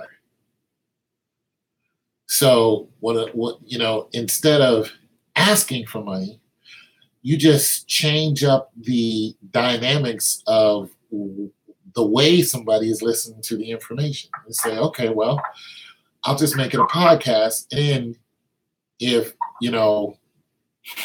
you guys decide to have a podcast, then you can also upload the information that I have or what we're talking about within the subsection of the subsection. So within the topic, and do what you want with it. That way you'll make money and I'll make money. That's what I'm saying. So you have a podcast situation? Because I listen to be honest, I'm going to be honest with you, like major radio, when it comes to like conversation and stuff, it's just so like reality, like Instagram-y nowadays. Mm-mm. So what I do is I do download a lot of different apps and I just tune in. Like I have Strong Arm, I have Excitement Radio, I have B100, I got like, Absolutely Radio. All of those people, all of those radio stations that you're talking about, all of them have podcasts. All of them. I go on their podcast Mm-hmm. on my phone. I download their app. Yep. I only say some of them are different. Some of them are free. Some of them I have to pay like $1 or something like that. Yeah, you pay $1. Others, it's like a subscription, so I'm subscribed to like 3 of them. And honestly, it really isn't a lot of money. Nope, it's not. See how I want your stuff every single day. If you open up a podcast and you do a subscription for like $2 a month or $3 a month, I pay it. I mean, $3 a month to have a great conversation, great advice. I get to call in, talk to you. Hell yeah, I signed up. I might be the first to sign up.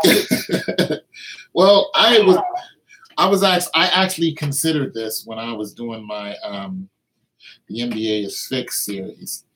And, people like Red, Lakeisha, and Patrick, they come from that series. And they also come from the Why I Left Atlanta series. But Red and Lakeisha were very, very active during the NBA because Lakeisha was for actually one team and Red was for the other. But nonetheless, it was a lot of fun. You know what I mean? But the way I'm looking at it is those are fun. They had a lot of input. We can start making podcasts and just make a little side money because like I said, there's nothing wrong with a little tertiary income. You know what I mean? And when you start making money, you start becoming more active in it. It's not like you have to come to my channel in order to be active. You can make your own podcast, with the same content. Everybody talks about sports. Everybody talks about what, their people are doing. But as far as advice is concerned, if you're someone who's looking for advice, then you're going to look for, people like my channel or your, other channels that give some pretty sound advice. And it all depends on the content of the advice. You know, if you're asking for me on advice on federal prison, mine is going to be limited because I've never been to federal prison. If you're asking me, you know what I'm saying, advice on living in Alaska, guess what? I've never lived there. Also, I think with the process of searching, another good thing is that we can see, you know, you in different states, in different cities, and different countries. Because if all 1,000 of your subscribers were each paying between $1 to $3 a month, that's about, you know, $1,000 to $3,000 extra income for you to be able to, you know, maybe get a better camera, or maybe get a camera that can like move with you out while you're out and about. And, you know, for your hotel accommodations and things so that you can fly around and show up like this, you know what I'm saying? Yeah, and I would do that. Like, you know, if you can't tell, I don't mind sacrificing for the subs. You know, I would definitely do that. My brother does that. So I would be all on that. You know, you guys, if enough of you, this is my newest camera right here. This is my older camera. So when I go and film my videos, and I have a tripod around here somewhere. So this is how I film, you know, when I'm going to do a video or something. But yeah, I'm with that. I would do all of that cool stuff because, you know, you guys want to do it. And there are a lot of YouTubers who do that for their subs. They want to see them do a certain thing in a certain part of the country. You know, most likely the first place I would be stopping is Atlanta. Yeah. I would love for all of us to contribute, for us to pay like a monthly subscription. And with that, I would love for you, your first video, I would love for you to fly back to Atlanta and do my visit back to Atlanta later or whatever, and like tell us like what's different, what's not, because I mean you're getting all these questions from all of us. The least we can do is subscribe. Now some people be calling me crazy, but I don't think paying $1 to $3 a month is gonna break anybody's bank. Yeah, I don't think that's gonna break anybody either, and you can't really get nothing with no dollar. You can't even wash one load of clothes. Right. This is true. You can't wash a load of clothes with $1. You can't even wash your underwear because the smallest thing is $2.50, and it takes at least 4 quarters or 3 quarters to dry your clothes. Look at that. That's over $2 right there. So yeah, I would definitely buy your podcast. Little laundromat information there. I ain't been a laundromat in a minute, but there you go. That's a hot video. Well, I mean, I'm not trying to be funny. It's just like when your main audience that tunes in is Black, you know, you kind of have to go a little bit deeper with them, explain to them, you know, because when people start talking about subscriptions, they're like, oh, $2, oh, $3. They have to like compare it to something that they do every day. Well, my whole thing with that is I don't ask people for money. I've been talking to you guys for 3 hours and some change. I haven't asked you for a dime because I don't want to. I don't want to ask you for a dime. That's not what I do. You know, my channel has never been predicated upon money. Never has been. You know, I like money. We all need. That's changed. I mean, that really could change. You're talking about things with substance. Other people are doing nonsense. They're doing like making soda challenges and all those nonsense and getting paid thousands a month. So. Yeah, it's true. It's true. I would do that. They were talking about linking up in Atlanta. There's a couple other people who are on the channel who are from Atlanta.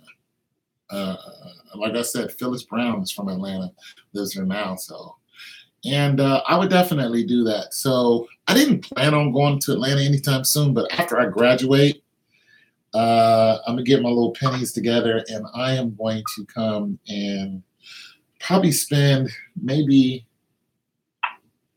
depends on if I grab a hotel or depends on the situation, or if I'm driving down or if I'm gonna Uber around town. So I have to look at my finances, but I'm definitely gonna come down to Atlanta probably next summer. So I want to plan on being there next summer.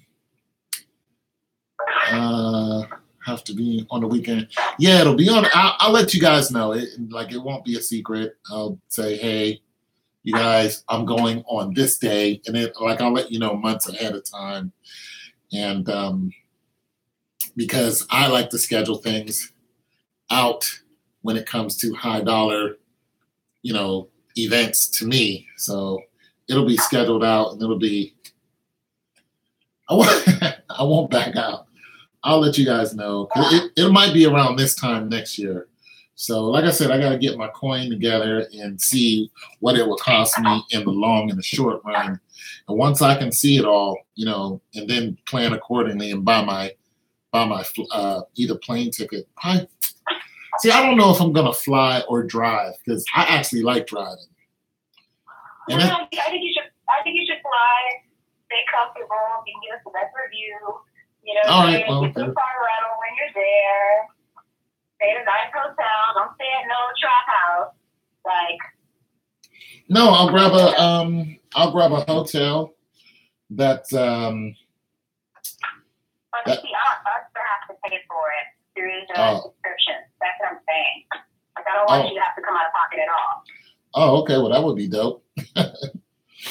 Yeah. Well, so the plan would be that I would fly in and I would stay for what Lakeisha's saying, a weekend. So a weekend, yeah. But I'm gonna tell you right now, 2 days is not gonna cover everything. You would need all day, mostly daylight.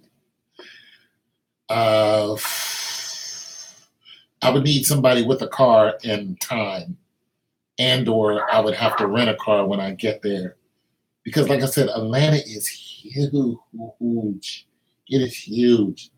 But I can give you guys good content in 2 days. Probably wouldn't cover all the places I've been. I still think we should pay for it, though. I agree.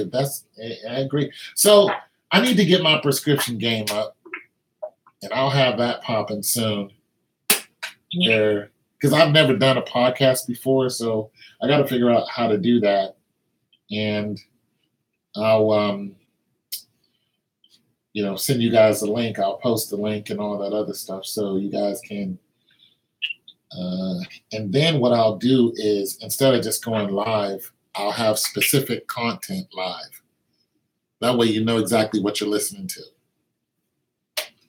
So I'll probably have our podcast on a particular subject that I know you guys want to hear. Because not everything's for everybody. There's 3 people on right now. If I was talking about sports, it would be 33 people. You feel me? So, yeah. So there's that. Most of the people on my channel don't want to talk about Atlanta. They want to talk about, Kobe and freaking LeBron James right now. I got kind of burnt out on it, and now it's all speculation on whether LeBron's going to be good, and it's overkill. Honestly, I just think it's a whole bunch of hoorah. It is. For nothing. It is. And I'm just not shallow and empty like that. I just can't be that empty to sit there and just try to fleece views from people. I just wait till football season. They will be on here. Oh yeah. Football season, it'll go back up. It'll go through the roof. I'll have close to 100 people on here. And we're going to go at it during football season. So it's, because, I got some people who's already got some issues with me on football. So it's going to be a beautiful thing. So you guys, I'll have all that ready to go. Because I think Desiree is a Giants fan, and I told her that the Giants aren't going to do anything, so she's got issue with me. But Des is still here. She's still a sub, so I love it. So yeah, we'll be doing all that. And, I left Atlanta.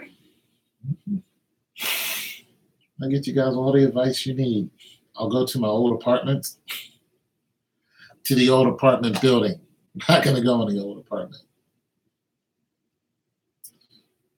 And the old apartment was on Ponce de Leon, and the other one was in DeKalb. It was near the mall, the Decatur Mall, or something like that. I think it was the Decatur Mall. I forgot what street it was on.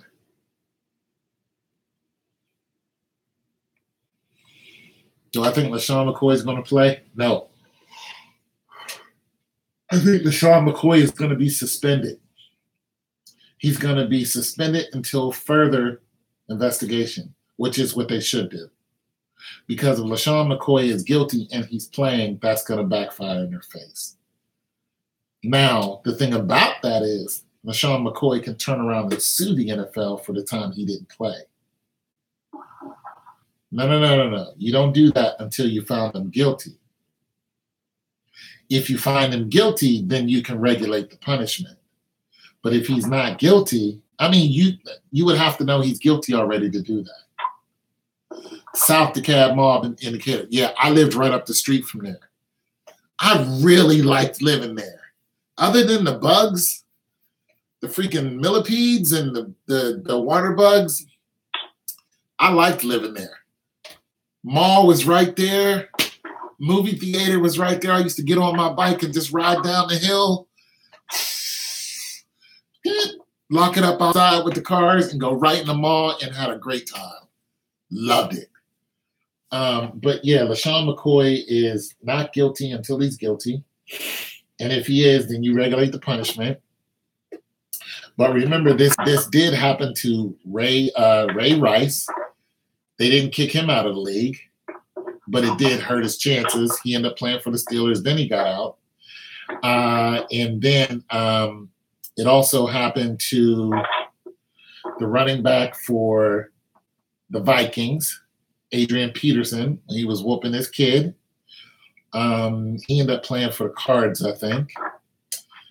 And then you look at a bunch of other cases, and they didn't kick the people out the league. So Ezekiel Elliott was the most recent. I think the worst case I've ever seen was Ray Caruth. Ray Caruth was the worst case of the NFL of a player purposely doing something to a woman.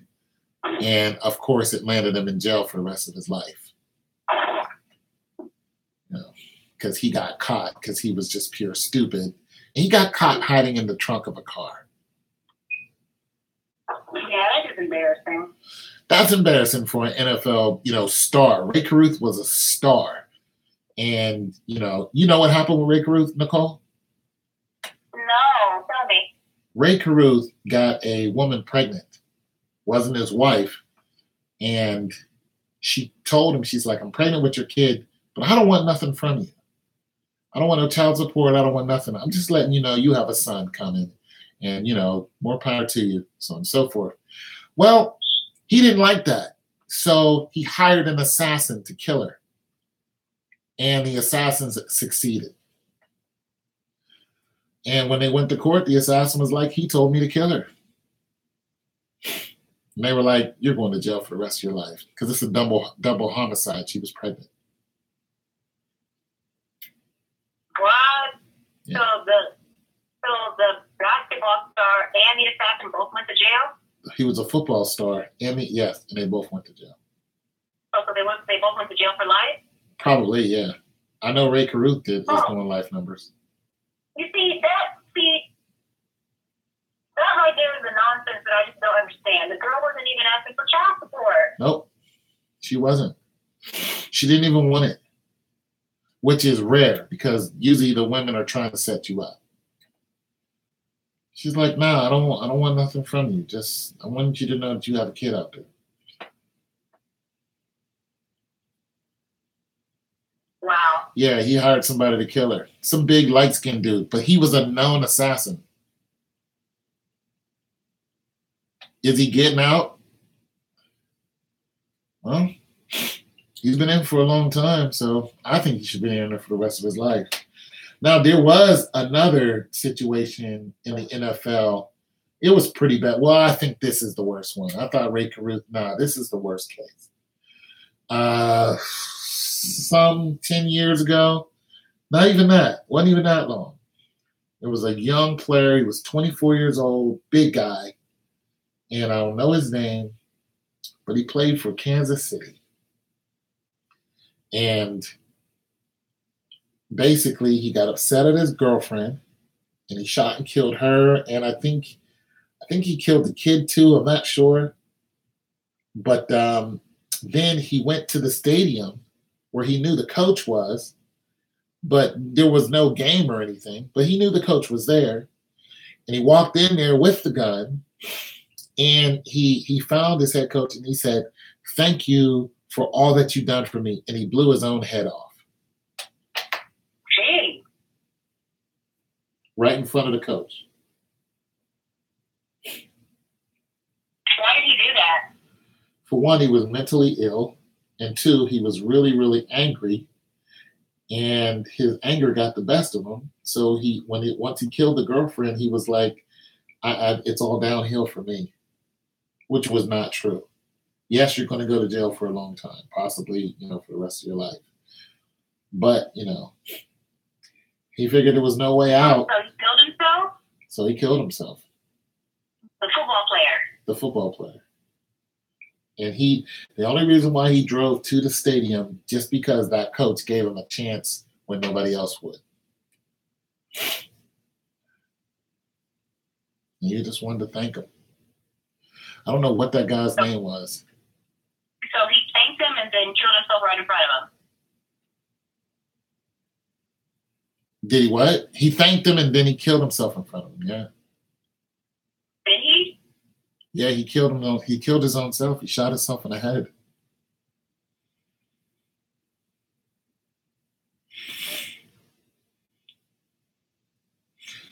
You guys, yeah, that happened. I forgot what his name was. Big guy too. He was a big man. He was a big man. He just shot himself right in the head. Also, the Redskins player who he got into with his girlfriend. His girlfriend jumped in a truck, and he tried to stop the truck, and he jumped on it, and then he fell, and he cracked the skull on the pavement and died. He was a defensive end or a defensive back. He was fast, but he lost control of his hands and fell and cracked his head, and that was it. The other guy who got robbed in Florida, and they stabbed him in the leg and he bled out. And he got killed by his daughters. They were a bunch of 17 or 8-year-olds. They weren't his daughters. Somebody was related to him, and it was her little friend. So he was basically set up. They came and tried to home invasion, and they killed him. That happened in Florida. There's just a bunch of crazy. I'm sorry, you can't even trust your own family when you're successful. They were related to him. The girl was related to him. The two boys weren't. But what they did was they had a party that day, and they cased his joint. They knew he played football, and they cased him.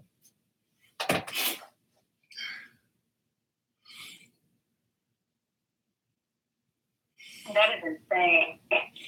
What do they be on to make them crazy? Well, HGH. Anything that makes your hormones go up, that makes you stronger unnaturally.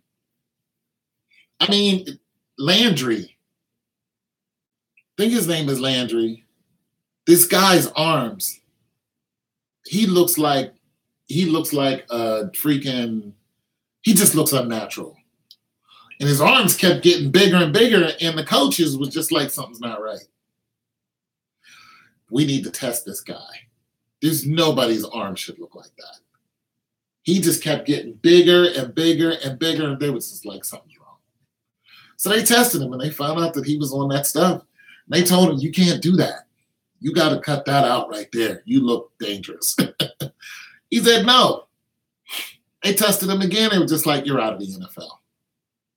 Because a person that big, that strong, makes a huge, huge, huge difference to everyone else. That's when you know that you can roll up and kill another opponent just by hitting them. You can literally kill. There are people who died on the football field. That's why I didn't want to play college ball. I had 2 letters to go to college. One of them was for Penn State. I didn't even answer.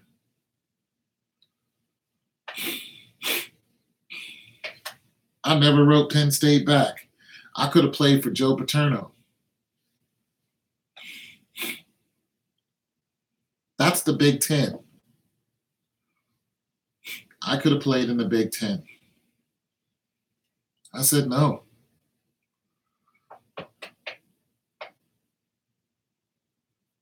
Later, Red. Yeah, I said no. I was like, no, I'm good. I'm about to go here myself. I'm about to tackle the rest of this first paper, and I'm going to go to do the rest of the other 2 tonight. So, but I got to get this first one out of my way. I enjoyed talking to you guys. Love it. And Bye. All right, Nicole, talk to you later. Bye. Guys, thanks for keeping me company. But I got to do some work now. So I will talk to you later. Bye.